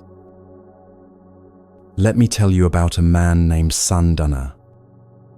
Every morning before dawn, Sandana would walk through the garden behind the wealthy household where he worked, collecting flowers in the darkness. His hands knew the stems by touch, lotus blossoms still closed, jasmine releasing its night fragrance, marigolds cool with dew. He would gather them carefully, arrange them beautifully at the household shrine, perfect offerings to honor the family's devotion. Every evening as the sun set, he would return to collect those same flowers. Now wilted, faded, their beauty spent, he would gather them without ceremony and throw them in the trash. Day after day, year after year, the same ritual. Fresh flowers in morning light, wilted flowers in evening shadow, always ending in the trash. He had done this for so long that his hands moved without thought. His feet followed the path without attention. His mind was somewhere else entirely, usually rehearsing all the reasons his life would never change, could never be different, was fixed by forces beyond his control. One evening, as Sandana was throwing away that day's wilted offerings, a wandering teacher happened to walk past. The teacher, it was the Buddha, stopped and watched Sandana for a moment. Then he asked a simple question. Why do you throw these flowers away? Sandana barely glanced up. Because they're finished. Used up. No longer beautiful. What else would I do with them? The Buddha stepped closer, picked up one of the wilted blossoms from the trash, held it gently in his palm. This flower served its purpose beautifully this morning. It offered its fragrance, its color, its presence. Now it's transformed into something different, and you call it waste. He looked at Sandana with eyes that seemed to see right through him. Tell me, why do you treat yourself the same way? Sandana's hands stopped moving. What? You've decided you're finished too, haven't you? Used up. Your purpose already determined and nearly spent. I can see it in how you move, how you barely look at the flowers anymore, how you've stopped seeing anything, including yourself. Something in Sandana's chest tightened. Tears came suddenly, unexpectedly. You don't understand, he said, his voice breaking. My karma was decided the moment I was born. Low caste, poor family. This work, this is what I am. This is what I will always be. The universe determined this before I took my first breath, and there's nothing I can do to change it. I'm like these flowers. My purpose was small, and now even that's nearly finished. The Buddha sat down right there on the ground, gestured for Sandana to sit beside him. Let me tell you what karma actually is, he said gently, because what you think it is, that's killing you more surely than any circumstance ever could. He picked up a small stone, tossed it gently down the hill. They both watched it roll, bouncing, finding the natural grooves and channels in the earth, following the path of least resistance until it came to rest. Your karma is like that stone's path, the Buddha said. It moves in a certain direction because of forces acting on it. The slope of the ground, the channels already carved by water, the obstacles in the way. But look, if I had thrown the stone differently, if someone had dug a new channel in the earth, If rain had created a different path, would the stone have rolled the same way? No, Sandana said quietly. Your karma is not a sentence pronounced by the universe, the Buddha continued. It's the momentum of patterns you've been repeating. Every time you think, this is all I am, you carve that channel deeper. Every time you move through your day without seeing, without presence, without recognizing that this moment is new, even if your actions are old, you're choosing the same path again. Not because you must, but because that path is so familiar, your feet follow it automatically. Sandana looked at his hands, rough from years of work, stained with flower stems and earth. But I've been walking this path my whole life, he said. How can I possibly walk a different one now? The same way flowers transform, the Buddha said, holding up the wilted blossom again. This flower didn't choose to be a bud, didn't choose to bloom, doesn't choose now to wilt. But in every stage, it's completely itself, completely present to its own transformation.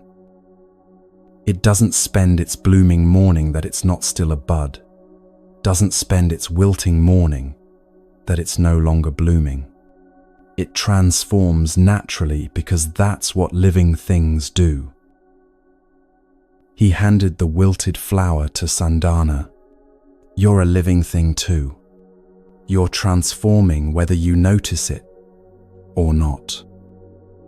The question is whether you'll transform consciously, choosing the direction, or unconsciously, just following old grooves carved by old thoughts. Something shifted in Sandana as he held that wilted flower. He'd held thousands of them, thrown thousands away, without really seeing them. But now, looking at it, really looking, he saw it wasn't waste at all.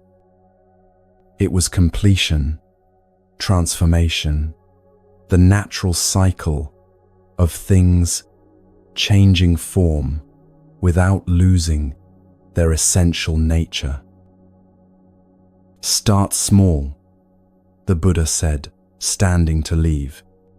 Tomorrow morning when you gather flowers, actually see them. Tomorrow evening when you collect them, actually honor what they've offered instead of just discarding them.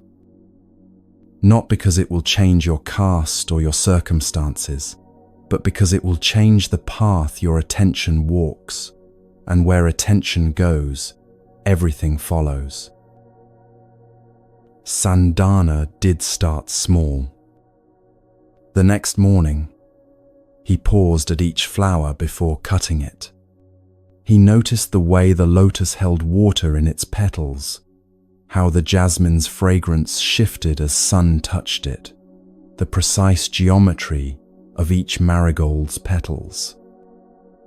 Just noticing, just being present with what was actually there, instead of moving through the routine half asleep, as he'd done for years.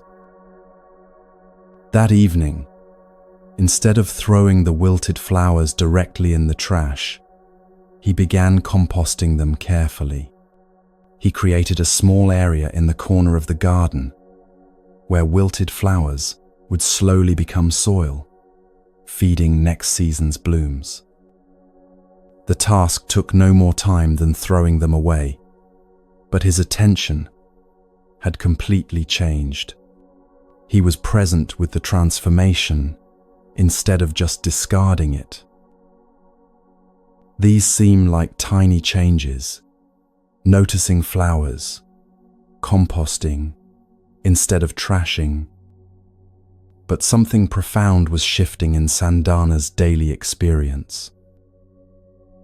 When the thought arose, I'm just a low-caste florist. Instead of believing it automatically, he would pause and ask, is that thought true right now, in this moment, or is it just an old groove my mind follows? When he felt the urge to move through his work automatically, he would bring his attention back deliberately. What am I actually seeing, smelling, touching right now? Over weeks, then months, these small redirections of attention accumulated. He started noticing which plants thrived in shade versus sun, which soil mixtures produced the healthiest blooms, which flowers could be propagated and which couldn't. He began experimenting, not because anyone asked him to, but because his attention was now actually present with the work. Children from the neighborhood would watch him tending the garden, and he started showing them what he'd learned. Not teaching formally, just sharing when they asked questions. This one needs more water. This one will bloom next week if we're patient. This one's seeds can grow into next year's garden. More children came, then their parents, asking advice about their own small gardens. The household noticed his increased care and gave him more responsibility. Other wealthy families asked for his guidance. Within 2 years, Sandana was known not as just a florist, but as someone with genuine knowledge, real skill, wisdom about growth and transformation that went far beyond arranging offerings. But more than any external change, something internal had transformed completely. He no longer moved through his days feeling finished, used up, trapped by predetermined fate. He'd discovered that his karma, his conditioning, his patterns, the grooves his mind habitually followed, wasn't fixed destiny at all. It was flowing water that could be redirected through attention, through choice, through the simple act of being present with his actual life, instead of lost in thoughts about how his life should have been different. This is what the Buddha meant by karma. Not some cosmic scoreboard tallying good deeds and bad deeds, rewarding and punishing from on high. Not some predetermined fate sealed at birth that you're powerless to change. Just the simple recognition that you're conditioning yourself constantly through what you think, what you say, what you do, and especially through what you pay attention to. Every time you respond to criticism with anger, you're conditioning yourself toward anger. Do it 1,000 times, and anger becomes automatic. Every time you respond to uncertainty with anxiety, you're conditioning yourself toward anxiety. Do it 1,000 times, and anxiety becomes your default state. Every time you move through your day without presence, you're conditioning yourself toward absence. Do it for years, and you become like Sandana was, alive but not living, going through motions without actually experiencing your own life. But the opposite is equally true. Every time you pause when anger arises and choose not to act on it, you're weakening that conditioning. Every time you notice anxiety and stay present, instead of spiraling into worst-case scenarios, you're creating new patterns. Every time you bring your full attention to this moment instead of half living through it while your mind is somewhere else, you're training yourself toward presence. Do this enough times, not perfectly, just consistently, and you discover what Sandana discovered. You're not trapped by your past patterns. They're strong, yes, worn deep like water channels in earth, but they're not stone. They're flowing water, and flowing water can find new channels when you're patient enough to dig them. There's a second misunderstanding about karma that's equally harmful. Some people hear karma and dismiss it entirely as superstition, as pre-scientific thinking, as feel-good nonsense that makes people think their thoughts matter, when really, everything is just neurons firing and chemicals reacting. My intentions don't actually affect anything, this view says. The universe doesn't care what I think or intend, only what I physically do, and even that's just cause and effect on a purely material level. But watch what happens in real life. Two people encounter the same rush hour traffic. Both get cut off by an aggressive driver. Identical external situation. But one person has been conditioning patience for years. They notice irritation arise. Take a breath.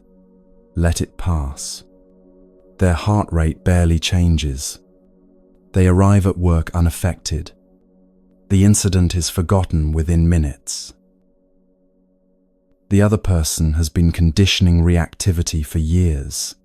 They feel rage immediately, start yelling, drive aggressively the rest of the way, arrive at work with elevated blood pressure and stress hormones flooding their system. They complain about it to co-workers, replay it mentally for hours. It affects their mood all day, their interactions with others, even their sleep that night, as they lie awake, still fuming about that driver. Same situation, completely different lives. Not because the universe magically rewarded one and punished the other, but because their conditioning determined their response, and their response determined the actual effects in their body, their relationships, their state of mind. Karma isn't magic, it's psychology. It's the recognition that your mental patterns shape your responses shape your experiences reinforce your patterns, and this feedback loop creates your actual lived reality over time. The person conditioning patience lives in a fundamentally calmer world, not because their circumstances are calmer, but because their mind meets circumstances differently. The person conditioning reactivity lives in a fundamentally more agitated world, not because their circumstances are more agitating, but because their mind amplifies every difficulty into a crisis. Your conditioning is your karma, and your karma is not destiny. It's simply momentum. Momentum can be redirected, but it takes patience, consistency, and the willingness to make different choices, even when the old patterns feel automatic. And this reveals something crucial about why some people understand this teaching immediately, while others can't hear it, no matter how clearly it's explained.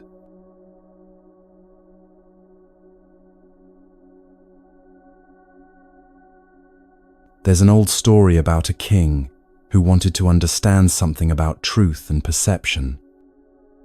He'd been noticing how people could experience the same event and come away with completely different understandings of what happened. each person absolutely certain they were right, and everyone else was confused or lying. So he gathered a group of men who'd been blind since birth, men who'd never seen anything with their eyes, who knew the world only through touch and sound and smell. He brought them to the palace courtyard, where an elephant stood waiting, and he asked each man to approach the elephant and describe what they found. The first man walked forward carefully, hands outstretched, until his fingers met something solid and smooth and slightly curved. He ran his hands along the surface, feeling its shape, its cool temperature, the way it felt like polished stone but with some give to it. An elephant, he announced with certainty, is like a wall, flat, solid, immovable, clearly built for protection and strength. The second man approached from a different angle, and his hands found something completely different. Long, flexible, muscular, moving independently, able to grasp and release. He explored it thoroughly, feeling how it could coil and extend, how strong it was, despite its flexibility. "No," he said firmly, "an elephant is like a snake. Long, powerful, able to move and grip. Clearly, a creature of flexibility and reach." The third man's hands landed on something sharp and smooth and curved to a point. He traced its length carefully, feeling how solid it was, how it tapered to a dangerous tip, how it was clearly designed as a weapon. "You're both wrong," he declared. "An elephant is like a spear, hard, sharp, obviously meant for piercing and defense." The fourth man found something thin and flexible, almost rope-like, hanging and swaying. He tugged it gently, felt how it moved freely, how it seemed almost insignificant compared to what he'd expected. "None of you understand," he said with frustration.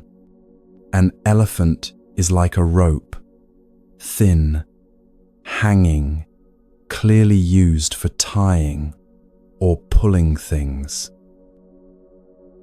The fifth man encountered something wide and flat and leathery, moving gently back and forth. He felt the texture, the way air moved when it moved, the size of it. "How can you all be so wrong?" he said, exasperated. "An elephant is obviously like a fan, broad, flat, moving to create breeze." The sixth man's hands found something thick and rough and cylindrical, solid, like a tree trunk, supporting great weight. He wrapped his arms around it, felt its stability, its strength, how it clearly held up something massive above it. "This is ridiculous," he announced. "An elephant is like a pillar, strong, stable, obviously supporting a great structure." The king asked them to step back, and immediately they began to argue. "A wall," insisted the first man. "I felt it clearly, solid, flat, immovable." "Impossible," said the second.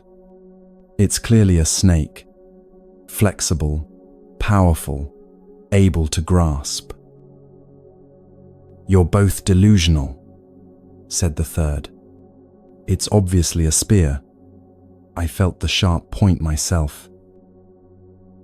Back and forth they argued, each man absolutely certain of his own truth, each convinced the others were either lying or too foolish to understand what they'd clearly felt with their own hands.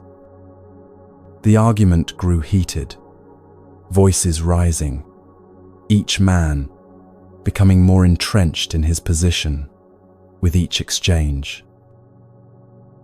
The king let them argue for a while, watching how certainty bred defensiveness, how partial truth masqueraded as complete truth, how each man's direct experience blinded him to any other possibility. Then he spoke. "You're all correct," he said quietly, and the men fell silent, confused. "And you're all wrong."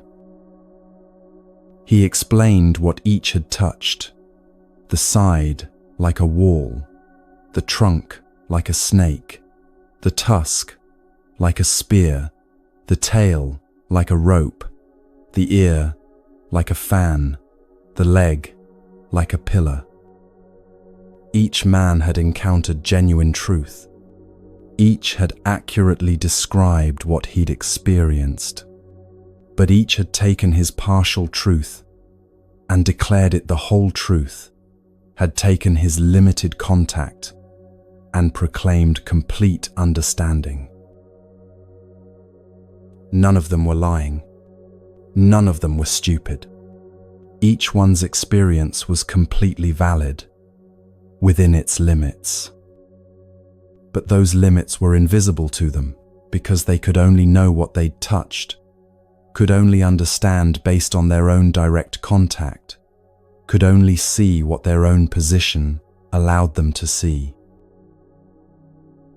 This is exactly what happens when you try to share what you're learning from Buddhist practice with people who haven't touched it themselves yet. You're standing at the elephant's trunk, feeling its power and flexibility, understanding through direct experience something profound about working with your own mind. You've spent months, maybe years, exploring this particular aspect of practice. Maybe you've discovered how meditation reveals the constant movement of thoughts, or how pausing before reacting creates genuine freedom, or how releasing demands actually increases peace instead of decreasing it. And because this has been so valuable for you, because it's changed your actual lived experience in ways you can feel every day, you want to share it with people you care about. You want your partner to experience this peace, your friend to find this relief, your family to understand this freedom. So you try to explain what you've found. But they're standing at a completely different part of the elephant. Maybe they haven't touched the elephant at all yet. Maybe they've touched a different part and concluded something entirely different. Maybe they're not even in the courtyard yet. They're still outside the walls, hearing about elephants secondhand, forming theories based on descriptions rather than direct contact. So when you try to explain what you've found, it doesn't land. Or worse, it lands wrong. They hear your words through their own framework, their own understanding, their own position relative to the elephant, and what they hear is completely different from what you meant. You talk about reducing desires, and your friend who's barely surviving financially hears you advocating poverty and thinks you've lost touch with reality. You talk about releasing demands from others, and your partner hears you saying you don't care about the relationship anymore and thinks you're becoming cold. You talk about meditation revealing the nature of mind, and your parent hears weird spiritual jargon and worries you've joined a cult. This isn't because they're stupid or because you're explaining it wrong. It's because your level of direct contact with the practice has shown you things that simply can't be understood through description alone.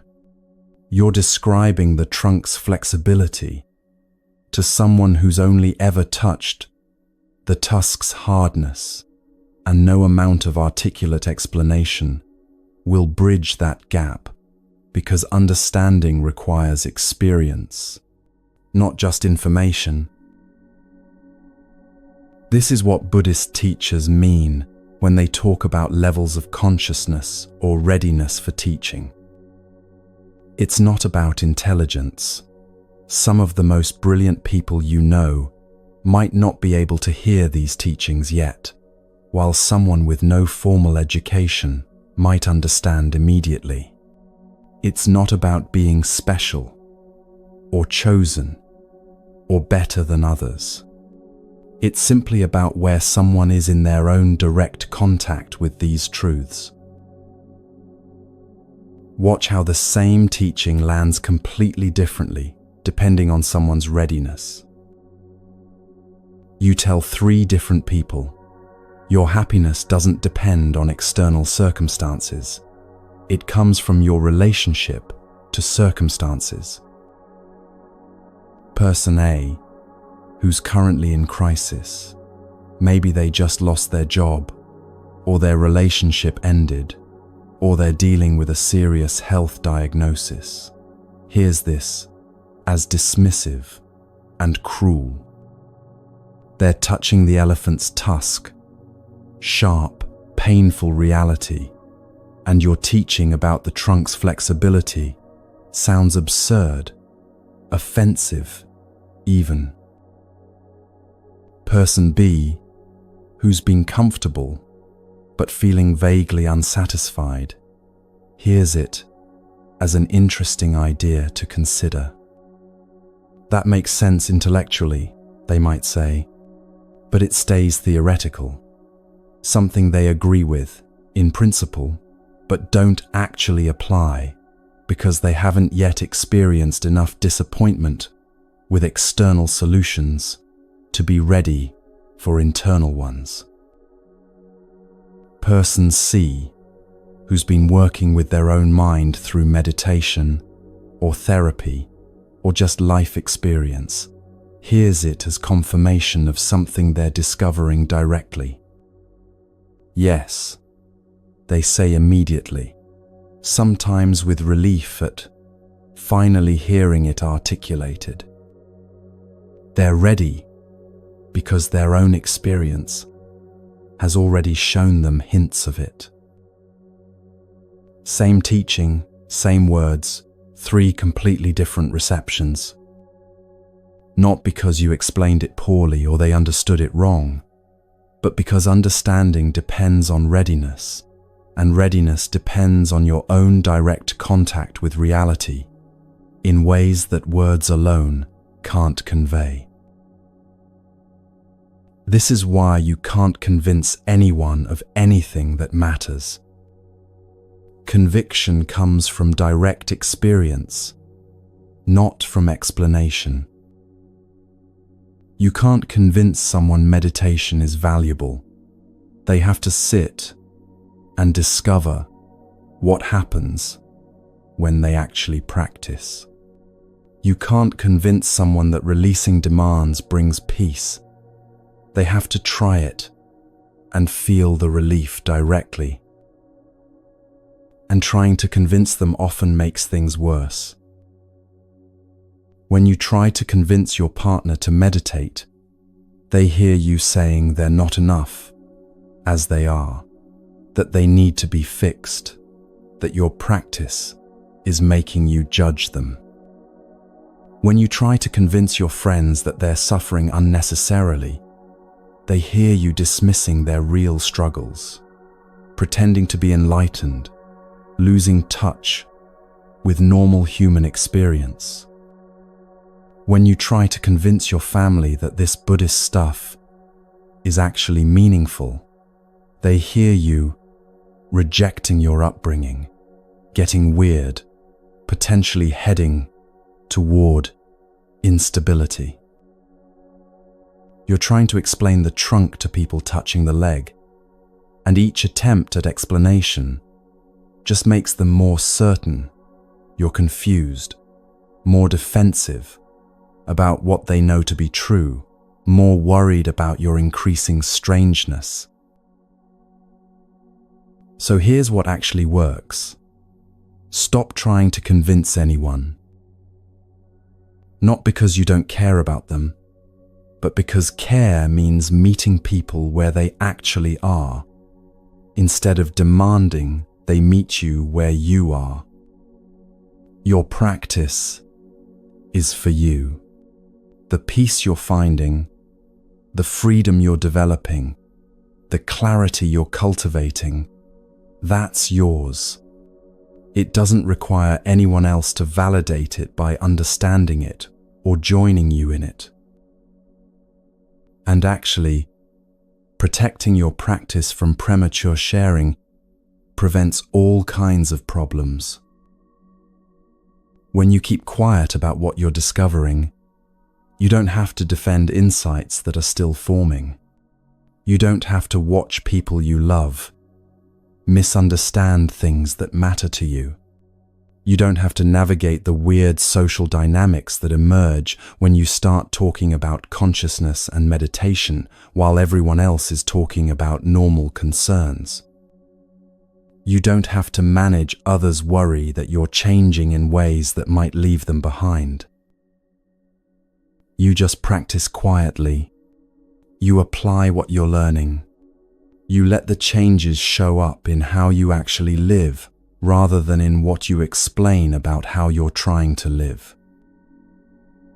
And transformation speaks so much louder than words ever could.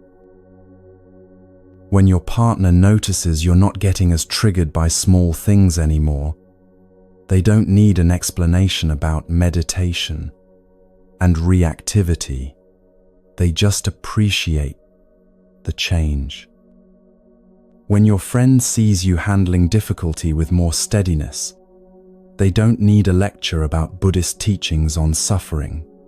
They just notice you seem different, more grounded somehow. When your family observes you becoming more genuinely present with them, they don't need to understand your practice. They just enjoy the quality of connection. Your actual transformation is the teaching. How you show up, how you respond, how you remain steady when things get difficult. That communicates infinitely more than any explanation ever could. And if people get curious, if they notice something different about you and ask what's changed, then you have an opening to share, but only as much as they're actually ready to hear. You can mention meditation without preaching about its benefits. You can talk about what you're learning without insisting they should learn it too.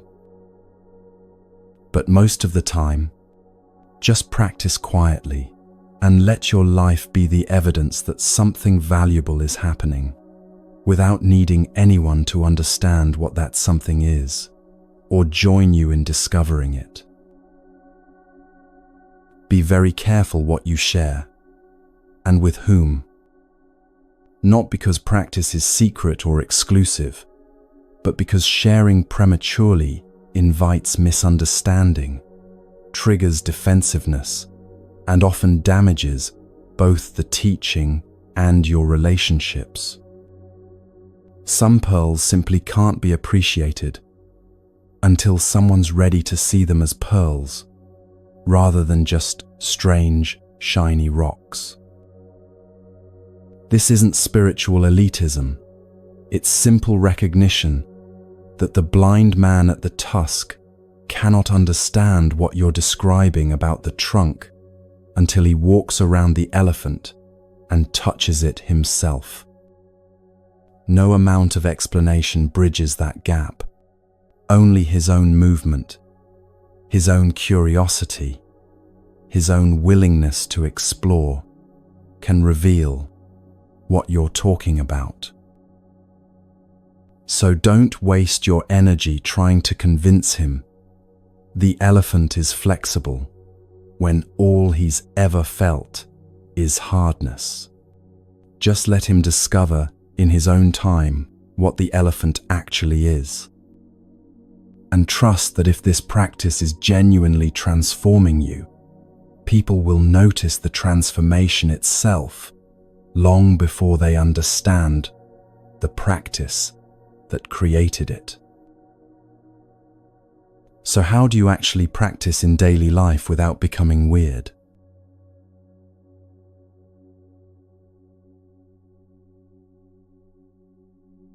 Start paying attention to the word need in your own thinking. Not in a judgmental way, not to criticize yourself, just to notice how often it appears and what you're attaching it to. I need coffee to function properly. Do you actually? Or have you just trained your body and mind to expect coffee, and now the absence of it feels uncomfortable because it's not what you're used to? What if you could function, maybe differently, maybe less energetically at first, but still function without it? I need to finish this project by Friday. Do you actually? Or is Friday just an arbitrary deadline that could be negotiated, extended, or released if necessary? What if Friday passes and the project isn't done? Do you actually cease functioning? Or do you just feel uncomfortable with having missed your own expectation? I need my partner to understand what I'm saying. Do you actually? Or would it just be nice, preferable, easier if they understood? What if they don't understand? Can you still be okay? Can the relationship still function? Can you still exist without their understanding being present? I need things to go smoothly today. Do you actually? Or have you just gotten used to smooth days and now any friction feels intolerable? What if things don't go smoothly? Will you actually fall apart? Or will you just be uncomfortable while you handle whatever arises? Notice how often need appears, and notice what happens when you gently question whether it's actually a need or just a strong preference you've elevated to necessity. Because here's what's actually true. Most of what you think you need, you don't. You've just become so accustomed to having it or expecting it that its absence feels impossible to tolerate. But feeling impossible to tolerate and actually being impossible to tolerate are completely different things. Each thing you label as a need becomes a potential point of suffering. Because if you need it and don't have it, you suffer. If you need it and might lose it, you suffer from fear of loss. If you need it and have it, you suffer from anxiety about keeping it. The need itself, not the thing, but the quality of needing it, creates suffering in every direction. Watch this play out with something simple like temperature. You walk into a room and immediately register, too cold. Your body tenses. Your mind starts problem solving. Where's the thermostat? Can I adjust it? Should I get a sweater? Why is it always so cold in here? You've decided you need the room to be warmer for you to be comfortable. And that need has just created a problem where a moment ago there was just temperature. But what if you simply notice it's cold? Not too cold, not unacceptably cold, just cold. Your body might still reach for a sweater. That's practical, not problematic. But there's no suffering in the reaching, no story about how things should be different, no requirement that reality change before you can be okay. You're just responding to cold with appropriate action, without adding the layer of needing it to be different before you can be present. Or watch it with people's responses to you. You say something in a meeting and nobody responds. Silence. If you need people to respond, to validate your contribution, to show they're listening, that silence becomes excruciating. Your mind spins. Was it stupid? Are they dismissing me? Do they think, I don't know what I'm talking about? Why aren't they saying anything? The need for response has turned neutral silence into a source of suffering. But what if you simply notice? Silence. You said something, people are quiet, and you don't need that silence to mean anything particular about you or your contribution. Maybe they're thinking, maybe they didn't hear, maybe they have nothing to add, maybe they disagree but don't want to argue. You genuinely don't know what the silence means, and you don't need to know, and you don't need it to be different. You're just present with silence without requiring response. This is what gently reducing dependencies looks like. Not forcing yourself to go without things, not becoming ascetic or depriving yourself to prove you can endure, not making suffering a virtue. Just noticing where you've turned preferences into requirements, where you've elevated want to need, where you've made your basic okayness dependent on conditions being a particular way.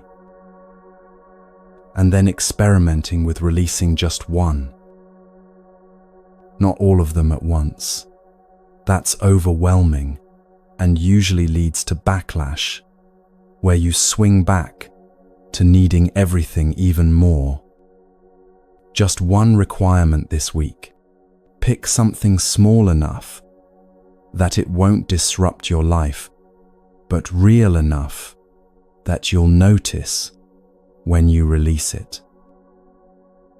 Maybe you release the requirement that your morning coffee be perfect. You still have coffee. You're not torturing yourself, but you don't need it to be hot, strong, from your favorite mug, consumed in peace. If it's lukewarm, fine. If it's weaker than you like, fine. If you have to drink it while rushing around, fine. You're releasing the requirement that conditions be ideal, just noticing what it's like to have coffee under whatever conditions are actually present. Or maybe you release the requirement that people respond to your messages quickly. You still send messages, still hope for responses, but you don't need them to come within an hour, or a day, or even a week. When someone takes time to respond, you don't make it mean they don't care, or they're avoiding you, or you're not important. You just notice they haven't responded yet. And you're okay anyway, because you've released the requirement that their response timing determine your emotional state. Or maybe you release the requirement that your body feel good today. You still take care of it, still rest when tired, still eat when hungry, but you don't need to feel energetic, pain-free, comfortable in every moment. If your back aches, you notice back aching. If you're tired despite sleeping enough, you notice tiredness present. You respond practically. Maybe you move differently, maybe you rest more, but you don't add the suffering of needing your body to feel different than it actually feels right now. Pick one requirement. Release it for a week. Not forever, not as some grand spiritual commitment, just as an experiment in noticing what happens when you stop making one particular thing mandatory for your okayness. What you'll probably discover is surprising. You're fine without it. Not fine in the sense of loving the situation, or preferring it, or wanting it to continue, but fine in the sense that your fundamental being continues. Your basic okayness remains intact. You're still here, and still functioning, despite the condition not being met. And that discovery is freedom, because each requirement you release is one less thing that can cause you to suffer, one less condition that needs to be met for you to be okay, one less dependency making you vulnerable to circumstances beyond your control. There's a story from the Buddhist texts about a monk named Bakula that shows where this principle leads when you follow it all the way. Bakula lived for 160 years, and in all those years, 16 decades of being alive in a human body, he never experienced illness. Not once. Never felt pain significant enough to require medicine. Never had a headache. Never had digestive problems. Never experienced the aches and ailments that most people consider normal parts of having a body. This sounds impossible, like genetic luck, or exceptional circumstances, or an exaggerated story. But the Buddhist texts are clear about why Bakula enjoyed such perfect health. It wasn't genetics or circumstances. It was the result of 80 years of contentment practice. For 80 years, Bakula practiced needing nothing from his experience. Hot, cold, hungry, full, comfortable, uncomfortable, praised, blamed, succeeding, failing, none of it needed to be different than it was for him to be fundamentally okay. He wasn't trying to achieve perfect health. He wasn't practicing contentment in order to get something. He was simply releasing his requirements, one after another, until there was almost nothing he needed reality to provide for him to be at peace. And something remarkable happened in his body as a result. When you need so little, when your nervous system isn't constantly activated by requirements not being met, when you're not generating stress about conditions needing to be different, your body settles into a profound baseline calm. That calm, maintained over decades, apparently allowed Bakula's body to function with such ease that illness never arose. He wasn't superhuman. He wasn't special. He was just someone who'd released so many requirements that his system could finally rest. And in that rest, health maintained itself effortlessly in ways that seem miraculous to those of us who are constantly churning with needs and demands and conditions that must be met. Now, you're probably not going to live 160 years without illness just from releasing your requirement for perfect coffee. That's not the point of the story. The point is to show you the direction this practice moves toward more ease, more freedom, more capacity to be okay regardless of circumstances. Bakula represents what becomes possible when you follow this principle all the way. You're just taking the first steps in that direction by noticing and releasing one requirement at a time. And even those first steps change something fundamental in your daily experience. Because here's what remains when you stop requiring so much from each moment: more joy, not less. This sounds backwards. You'd think that releasing requirements would make life duller, more resigned, less engaged. But watch what actually happens when you stop needing your coffee to be perfect. You're actually present with the coffee you have, instead of comparing it to the coffee you wanted.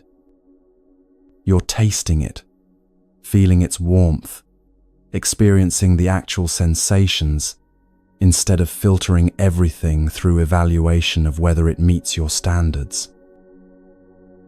When you stop needing people to respond immediately, you're actually free to focus on whatever you're doing, instead of constantly checking for their response. Your attention isn't fragmented between present activity and anxious monitoring. You're more here, more available, more engaged with what's actually in front of you. When you stop needing your body to feel perfect, you're actually capable of being present with your body as it is, instead of constantly fighting it or wishing it were different. You might notice sensations you'd been too busy resisting to feel. You might discover that even discomfort, when you're not adding resistance to it, is just sensation, not pleasant, but not intolerable either. There's a relief in not needing things to be different. Like you've been carrying tension you didn't know you were carrying, and suddenly, someone helps you set it down. You didn't realize how much energy was going into maintaining all those requirements, monitoring whether they were being met, suffering when they weren't, anxiously protecting the ones that were. Buddhist teaching points to something simple. Suffering comes from resistance to what is. Not from the conditions themselves, but from your relationship to the conditions, from your insistence that they should be other than they are. Cold isn't suffering. Your resistance to cold is suffering. Silence isn't suffering. Your resistance to silence is suffering. Tiredness isn't suffering. Your resistance to tiredness is suffering. The actual experience, without resistance added, is just experience, sometimes pleasant, sometimes unpleasant, but not creating the additional layer of suffering that comes from demanding it be different. When you release requirements, you're not accepting harmful situations or tolerating abuse or becoming passive. You're accepting what already is as what is, while still responding to it appropriately.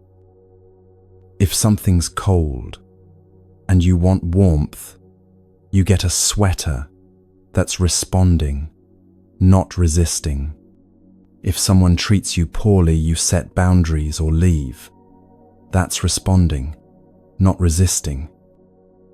The difference is whether you add the suffering of needing reality to be different before you can respond to it. You can act without requiring. You can prefer without needing. You can want things to improve without making your okayness dependent on that improvement happening. You can work toward better circumstances while being fundamentally okay with current circumstances. This isn't contradiction, it's freedom. What remains when you stop requiring so much is a simple, quiet okayness that doesn't depend on conditions aligning perfectly. Not ecstatic joy every moment, not constant happiness, just basic okayness that persists underneath whatever's happening. Like Bakula spending 160 years being fundamentally okay regardless of what arose. Not because he forced himself to be okay, not because he pretended difficulties weren't difficult, but because he'd released so many requirements that there was almost nothing reality could present that would disrupt his basic peace. You're not Bakula. You're just someone practicing with one requirement this week, seeing what happens when you release it, discovering whether you can function and even thrive without that particular condition being met.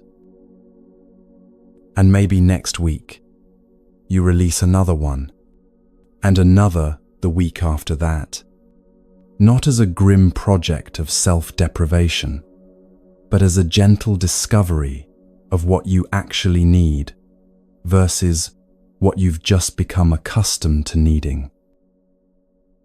Each release is more freedom.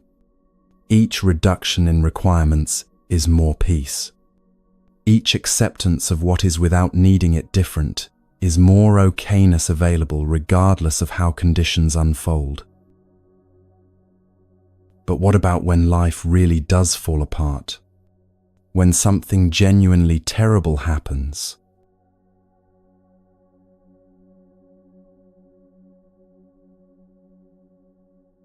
There's a story from the Buddhist texts about a woman named Patakara that carries more grief than most people can imagine, experiencing in an entire lifetime. Patakara had been born into a wealthy family, but she'd fallen in love with a servant in her household, someone her parents would never approve of, someone far below her social status. So she ran away with him, gave up her comfortable life, and built something simple together, far from her family's disapproval. She became pregnant, and as the pregnancy advanced, she felt increasingly afraid. She wanted to be near her mother for the birth, wanted the safety of her childhood home, wanted to mend the relationship she'd broken when she'd left. She asked her husband if they could return, just for the birth, just to reconnect with her family. He kept refusing, worried about how they'd be received, not wanting to face her family's judgment. But as labor began, as the contractions started, Patakara knew she couldn't wait any longer. She started walking toward her parents' home alone, her husband following reluctantly behind her. Labor progressed faster than either of them expected. They didn't make it to her parents' home. She gave birth on the roadside, her husband helping as best he could, both of them terrified, both doing what needed to be done. They decided to turn back to their own home. The baby was here now. The journey had become too dangerous. Patakara recovered enough to try again a few years later, when she became pregnant with their second child. Same longing to reconnect with family, same hope that maybe enough time had passed, that her parents would forgive and welcome them. This time her husband agreed to go with her. They had one child already, another on the way. Maybe that would soften her parents' hearts. They began the journey, their young son walking between them. Midway there, a storm hit. Not just rain, but a violent storm, the kind that turns roads to rivers and makes shelter essential. Her husband left her and their son under a makeshift shelter while he went to find materials to build something more substantial. He didn't come back. Patakara waited as the storm raged, her son huddled against her, her pregnant body trying to protect them both from the wind and rain. She waited through the night, through the next morning, waited until waiting became its own kind of knowing. Finally, she left the shelter, holding her son's hand, searching for her husband. She found him not far away, struck by lightning, his body already cold. She didn't have time to grieve. She had a living son to protect, and labor pains were beginning again. She gave birth there, beside her dead husband, in the aftermath of the storm, completely alone with 2 children now, and no idea what to do next, except keep moving toward her parents' home. She walked carrying her newborn, her older son walking beside her, both of them exhausted, both of them traumatized, until they came to a river, swollen from the storm. The current was strong, the water high, and she knew she couldn't carry both children across safely at once. She left her older son on the bank, carried the newborn across first, laid the infant safely on the far side, and turned back to get her older son. From the middle of the river, she saw it happen. A hawk circling overhead, diving down toward her newborn, lying alone on the bank.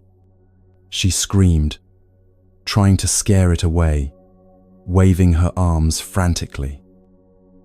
Her older son, hearing her screaming, thinking she was calling him, stepped into the river to come to her. The current took him immediately. She watched him swept away, his small body pulled under, gone before she could reach him. She made it to the far bank just in time to see the hawk flying away with her newborn. Both children gone, both children dead, her husband dead. Everything, everyone she loved, gone in less than 2 days. She kept walking. What else could she do? She kept moving toward her parents' home, empty-armed now, empty-hearted, moving, because moving was the only thing her body knew how to do when her mind couldn't comprehend what had just happened. When she finally reached her parents' village, she asked someone about her family. The person looked at her with pity and said, "You don't know? Last night's storm collapsed their house. Your parents died. Your brother died. They're burning the bodies now. You can see the smoke from here." Patakara broke.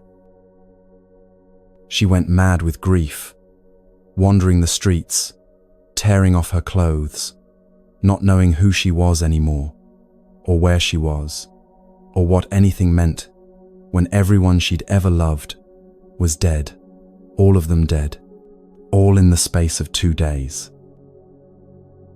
People avoided her, thinking her possessed or dangerous. This wild woman raving about loss, too great to be believed. She wandered for days, maybe weeks, completely lost in grief that had no bottom, no edges, no end. Until she happened to wander near a place where the Buddha was teaching. The Buddha saw her approaching, saw her state, and did something unexpected. Instead of turning away like everyone else had, he spoke directly to her. "Sister, regain your mindfulness." Something in his voice reached through the fog of her grief. She stopped, looked at him, and suddenly became aware of herself, naked, raving, covered in dirt, completely undone. Someone gave her a robe, and she sat down, sobbing, the full weight of her losses hitting her now that she was conscious again. She told him everything: husband, children, parents, brother, all gone, all dead, all lost in 2 days of horror that seemed designed specifically to destroy her. "How can I bear this?" she asked through her tears. "How can anyone bear this?" The Buddha didn't offer comfort in the way people usually do. He didn't say everything happens for a reason, or they're in a better place, or any of the things people say when they don't know what to say. He said, throughout all time, the tears you've shed for loved ones who've died would be greater than the water in all the oceans. This isn't the first time you've lost people you love, and it won't be the last. Then he said, everything that arises passes away. Your husband, your children, your parents, they arose in your life and passed away. Your grief arose, and it too will pass. This is the nature of all conditioned things. He wasn't minimizing her loss. He wasn't telling her not to grieve. He was showing her that her grief, overwhelming as it was, would eventually pass, not because she forced it to, but because that's what all experiences do. Patakara began to practice. Not to escape her grief, not to bypass her pain, but to be present with it, without being destroyed by it. She sat with her losses, let herself feel the full weight of what had happened. But she also started noticing that grief moved in waves. It arose, peaked, subsided, arose again. It wasn't one solid, immovable thing, and she could be present with it without being consumed by it. Over time, Patakara achieved what the Buddhist texts call enlightenment. Not because she stopped feeling pain, but because she'd discovered something unshakable underneath all the pain, a capacity to be present with whatever arose without being destroyed by it. She became a teacher herself, particularly for women who'd experienced loss. She could sit with their grief without trying to fix it, because she knew from direct experience that the deepest pain doesn't destroy you if you can stay present with it instead of being swept away by it. This is what Buddhist practice is actually for. Not for making your life comfortable or ensuring nothing bad happens. It's for building something in you that can't be shaken even when everything else is shaking, even when your entire life falls apart, even when you face losses that seem unbearable. Because life will fall apart sometimes. Not in most people's lives will it fall apart the way it did for Patakara. Her story is extreme, devastating, the kind of accumulated loss that seems almost impossible. But everyone faces their own version of things crumbling. You get sick, not just a cold, but something serious, something that changes your body permanently. Your relationship ends in betrayal or bitterness, or simply the slow death of connection that leaves you more alone than you ever expected to be. Someone you love dies, and the hole they leave is so big, you can't imagine how you'll ever live around it.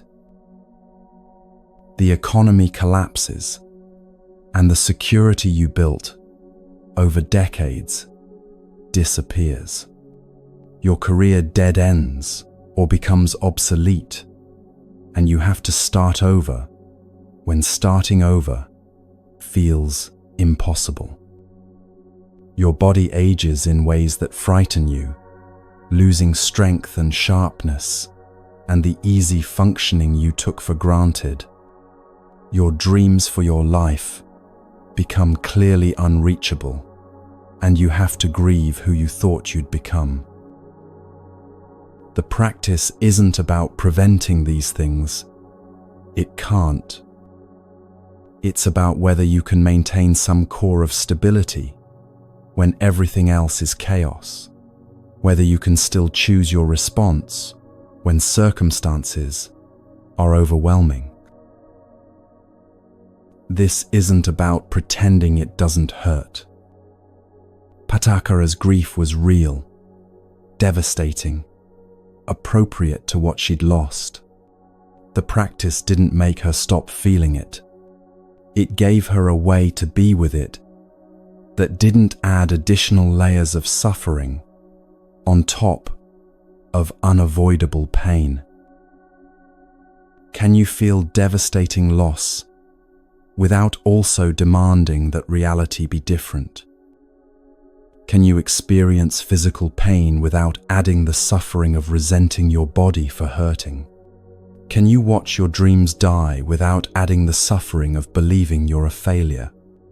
Can you face genuine catastrophe while still maintaining some capacity to respond rather than just react? That's what the practice builds toward. Not immunity from difficulty, but a capacity to be present with difficulty without being destroyed by it. Think of a tree in a storm. The tree with shallow roots gets torn up, thrown down, destroyed by winds. It has no way to withstand. But the tree with deep roots bends in the storm, sometimes dramatically, sometimes frighteningly far, but it doesn't break. The roots hold it steady, even while everything above ground is being whipped around by forces beyond its control. The practice is growing roots.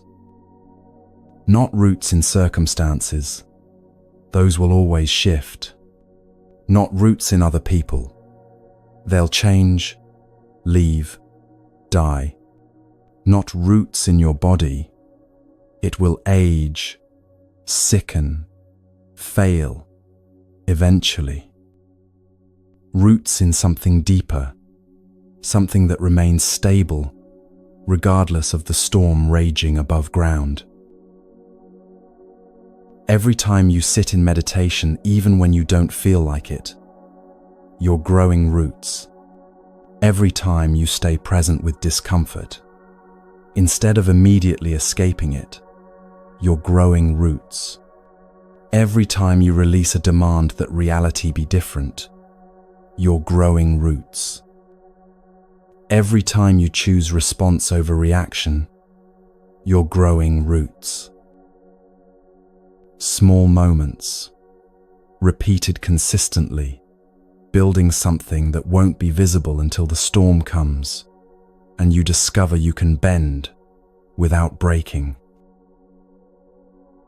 This isn't about becoming numb or detached or pretending you don't care. Patakara cared deeply. The depth of her grief proved how much she'd loved.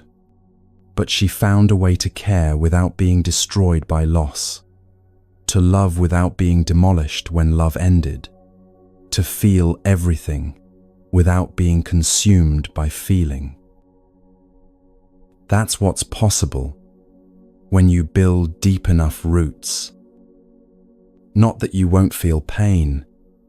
You will, sometimes unbearably.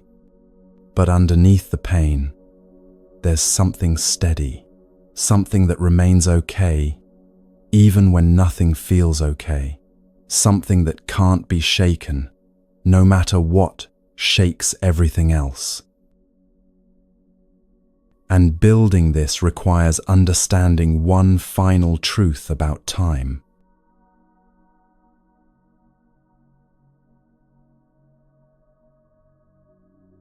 Everything you're experiencing right now will end. The discomfort you're feeling, it will end. The joy you're experiencing, it will end. The relationship you're in, it will end, either through change or through death. The body you're inhabiting, it will end. The thoughts moving through your mind right now, they're already ending, already being replaced by new thoughts, which will also end. Everything composed will eventually come apart. Everything built will eventually crumble. Everything that arises will eventually pass away. This is not pessimism or depression. This is just what happens to everything that exists in time. And somehow, understanding this deeply is one of the most liberating truths you can realize. Most people hear about impermanence and immediately feel depressed by it. You're telling me nothing lasts? Everything I love will end. Everything I build will be destroyed? How is that supposed to help? But watch what actually happens when you really understand impermanence, when you feel it in your bones rather than just thinking about it as a concept. You're in a difficult situation. Maybe you're heartbroken. Maybe you're struggling financially. Maybe you're dealing with physical pain that seems endless. The suffering feels permanent, like this is just your life now, like there's no end in sight. But impermanence means this won't last. Not because you're going to fix it or escape it, but because nothing lasts. This situation will change, because change is what everything does. That's not false hope. It's just reality. Bad situations genuinely don't last, not because the universe is fair, but because impermanence applies to everything equally, including suffering. You're in a wonderful situation. Maybe you're in love. Maybe you've achieved something you've been working toward. Maybe you're experiencing joy and ease. Impermanence means this won't last either. But instead of that realization making you anxious, it actually lets you be more fully present with it. Because if you know this moment won't last, you can actually be here for it, instead of already worrying about losing it.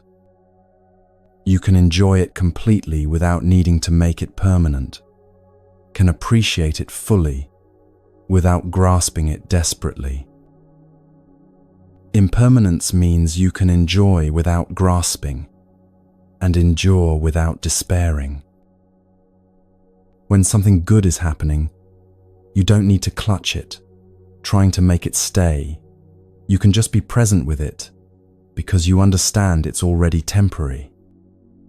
The enjoyment becomes fuller, cleaner, not contaminated by anxiety about preservation. When something bad is happening, you don't need to despair, as if this is your permanent reality. You can endure it because you understand it's already changing, already in the process of becoming something else. The suffering becomes bearable because you're not adding the suffering of believing it will last forever. Think about physical pain for a moment. When you're in pain and you believe it will never end, the pain becomes unbearable. But if you know it will pass, maybe not today, but eventually, suddenly, the pain becomes something you can be present with. Your relationship to it has completely transformed because you're no longer resisting its permanence. This is why impermanence is comforting rather than depressing, because it means you're never actually stuck. Nothing is ever truly permanent, and the situation that feels unbearable today genuinely won't be the situation forever. There's a story about a wealthy merchant who wanted to build something that would last. He'd made his fortune in trade, spent his life accumulating wealth, and now he wanted to create something permanent, something that would outlast him and prove that his life had mattered. So he decided to build a mansion unlike anything the region had ever seen. He hired the finest architects, the most skilled builders, craftsmen known throughout the land for their excellence. And he insisted on one thing: everything had to be made of teak. Teak was the most durable wood available, dense, resistant to rot, impervious to termites, able to withstand decades of weather without deteriorating. If he built everything from teak, the merchant reasoned, his mansion would stand for centuries, maybe millennia. It would be his legacy, his monument, his proof that something could be built to last forever. The construction took years. Enormous teak beams for the frame, teak planks for the floors, teak panels for the walls, teak tiles for the roof. Every door, every window frame, every railing and staircase and piece of furniture, all teak. The cost was staggering, but the merchant didn't care. He was building permanence. When it was finally complete, the mansion was magnificent. 3 stories of flawless craftsmanship, every surface gleaming with the rich color of aged teak, every joint fitted so perfectly you couldn't slide paper between them. People came from distant cities just to see it, to stand in its grand entrance hall and marvel at what could be built when cost was no concern and perfection was the only standard. The merchant walked through his completed mansion with deep satisfaction. He ran his hands along the teak walls, felt their solidity, their weight, their permanence. "This will last forever," he said to himself. "Long after I'm gone, this will stand, and people will remember that I built something that could not be destroyed." He lived in his mansion for 20 years. 20 years of maintaining it, polishing it, repairing any tiny flaw that appeared. He was vigilant, protective, determined that nothing would damage his creation. But in the 21st year, he noticed something. A slight discoloration on one of the beams in the main hall. He examined it closely and felt his chest tighten.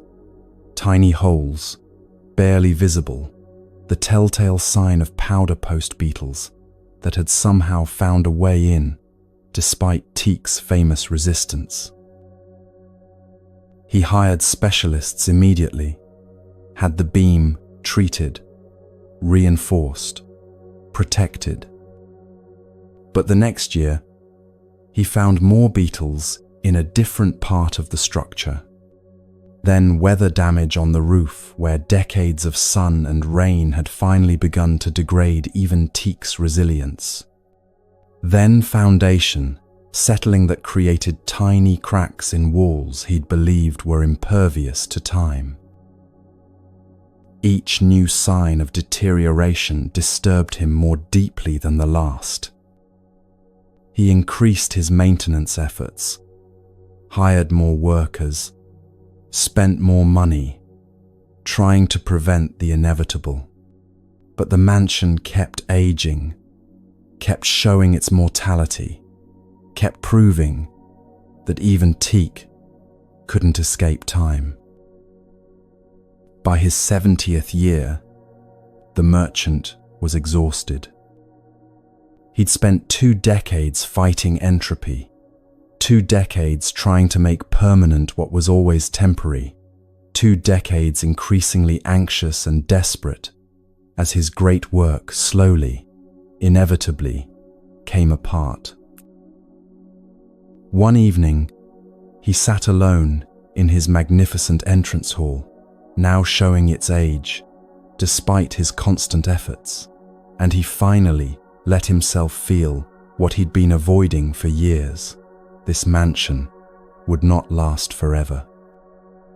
It was already dying, had been dying since the moment it was completed, was moving steadily toward the same dissolution that awaited everything built, everything composed, everything that existed in time. And in that moment of accepting what he'd been fighting, something unexpected happened. Relief. Not disappointment or defeat, but actual relief. He could finally stop fighting what was always going to happen anyway. He could finally let go of the impossible task of making permanent what was never meant to be permanent. He could finally just appreciate the mansion for what it actually was, beautiful now, functional now, here now, and also temporary, like everything else. He stopped the frantic maintenance, not because he stopped caring, but because he accepted that care couldn't prevent change. He still fixed things when they broke, still kept the structure sound and safe, but he released the desperate need to preserve it exactly as it had been. He let it age naturally, let it show its weathering, let it be what it was in each moment, without demanding it remain what it had been.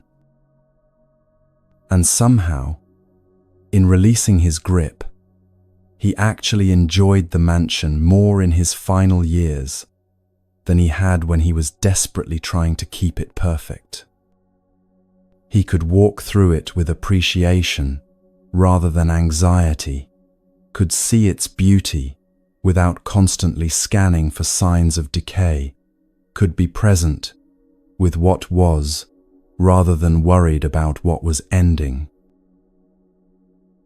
The mansion still stands today, centuries later, not perfectly preserved as the merchant had intended, but still standing, still beautiful, still useful, despite being obviously aged.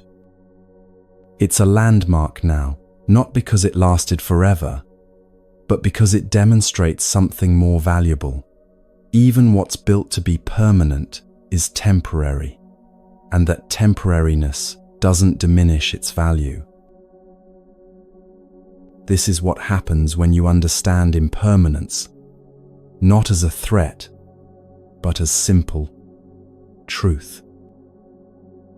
Since everything changes anyway, you can stop fighting change. Not stop participating in life. Not stop building or creating or caring about things, but stop adding the exhausting layer of resistance to the inevitable. Your body is aging right now. You can fight that, spending enormous energy trying to make your body stay exactly as it was, or you can accept that aging is what bodies do and care for your body appropriately, without desperate attempts to prevent what cannot be prevented. Your relationship is changing right now. You can fight that, demanding your partner stay exactly who they were when you met them. Or you can accept that people grow and change and be present with the relationship as it actually is today, rather than mourning how it used to be. Your circumstances are shifting right now. You can fight that, clinging desperately to circumstances you enjoy or resisting bitterly circumstances you don't. Or you can flow with change instead of against it, responding to what's actually present. Think of being in a river.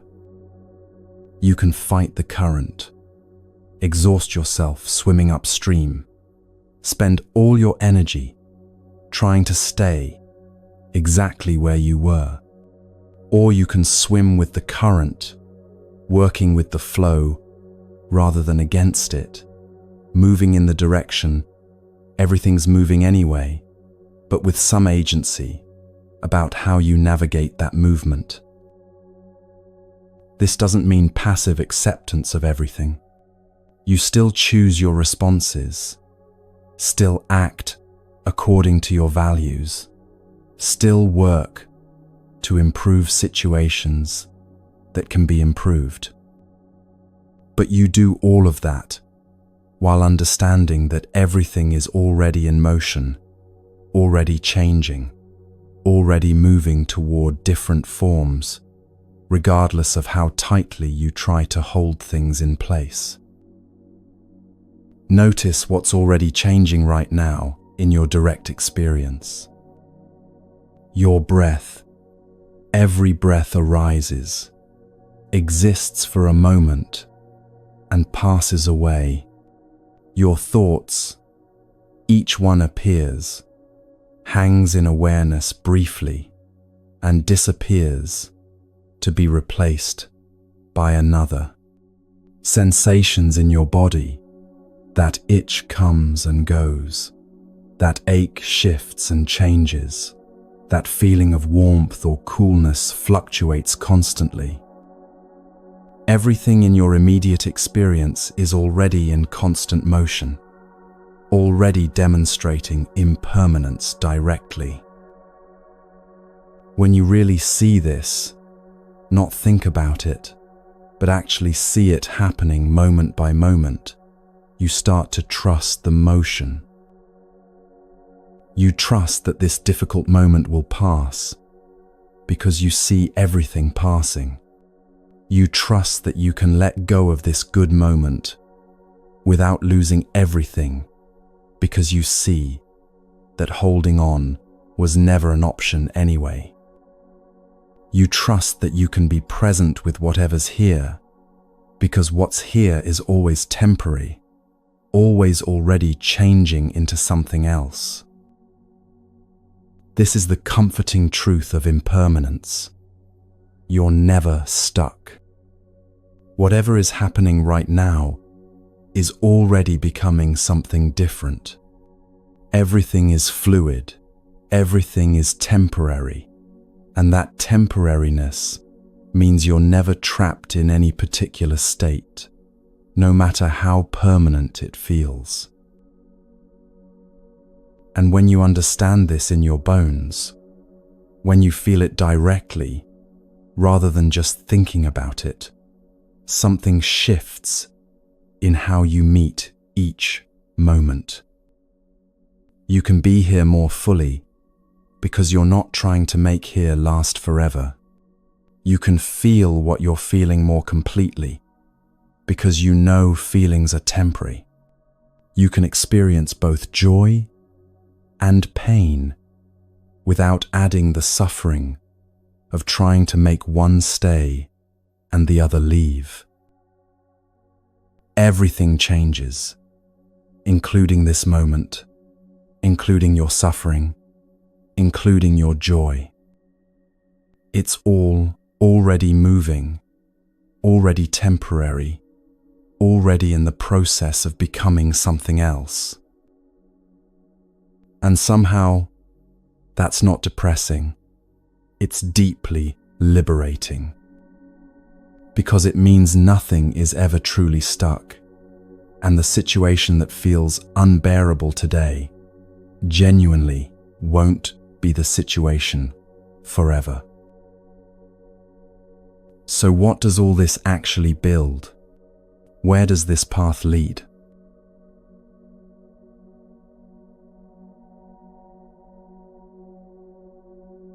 Everything you've been hearing points to one thing. Not happiness that requires perfect circumstances. Not peace that depends on everything going your way. Not well-being that only exists when conditions align. But peace that remains regardless of circumstances. Happiness that doesn't require specific conditions to be met. Well-being that's available, whether your life is going smoothly or falling apart. This isn't because you stop caring about circumstances or become numb to difficulty. It's because you've found something stable underneath all the changing conditions, a fundamental okayness that doesn't depend on anything external being a particular way. This is the real treasure. Not techniques or practices or spiritual achievements, but the simple capacity to be okay regardless of what's happening. And you can begin right now, wherever you are. This breath, this choice, this moment. Take back your steering wheel. Not dramatically, not all at once, just gently. One choice at a time, one released demand at a time, one moment of presence at a time. You're not alone in this. Millions have walked this path before you. Millions are walking it now. The Buddha's final words to his students were simple. Be a lamp unto yourself. Don't look outside for what can only be found within. You take control of your mind. You create your peace. You discover what remains when you stop demanding so much from each moment. May you find the peace that nothing can disturb. May you discover the freedom that comes from needing less. May you know the relief of finally putting down what you were never meant to carry. The path is here. You're already on it. Just keep walking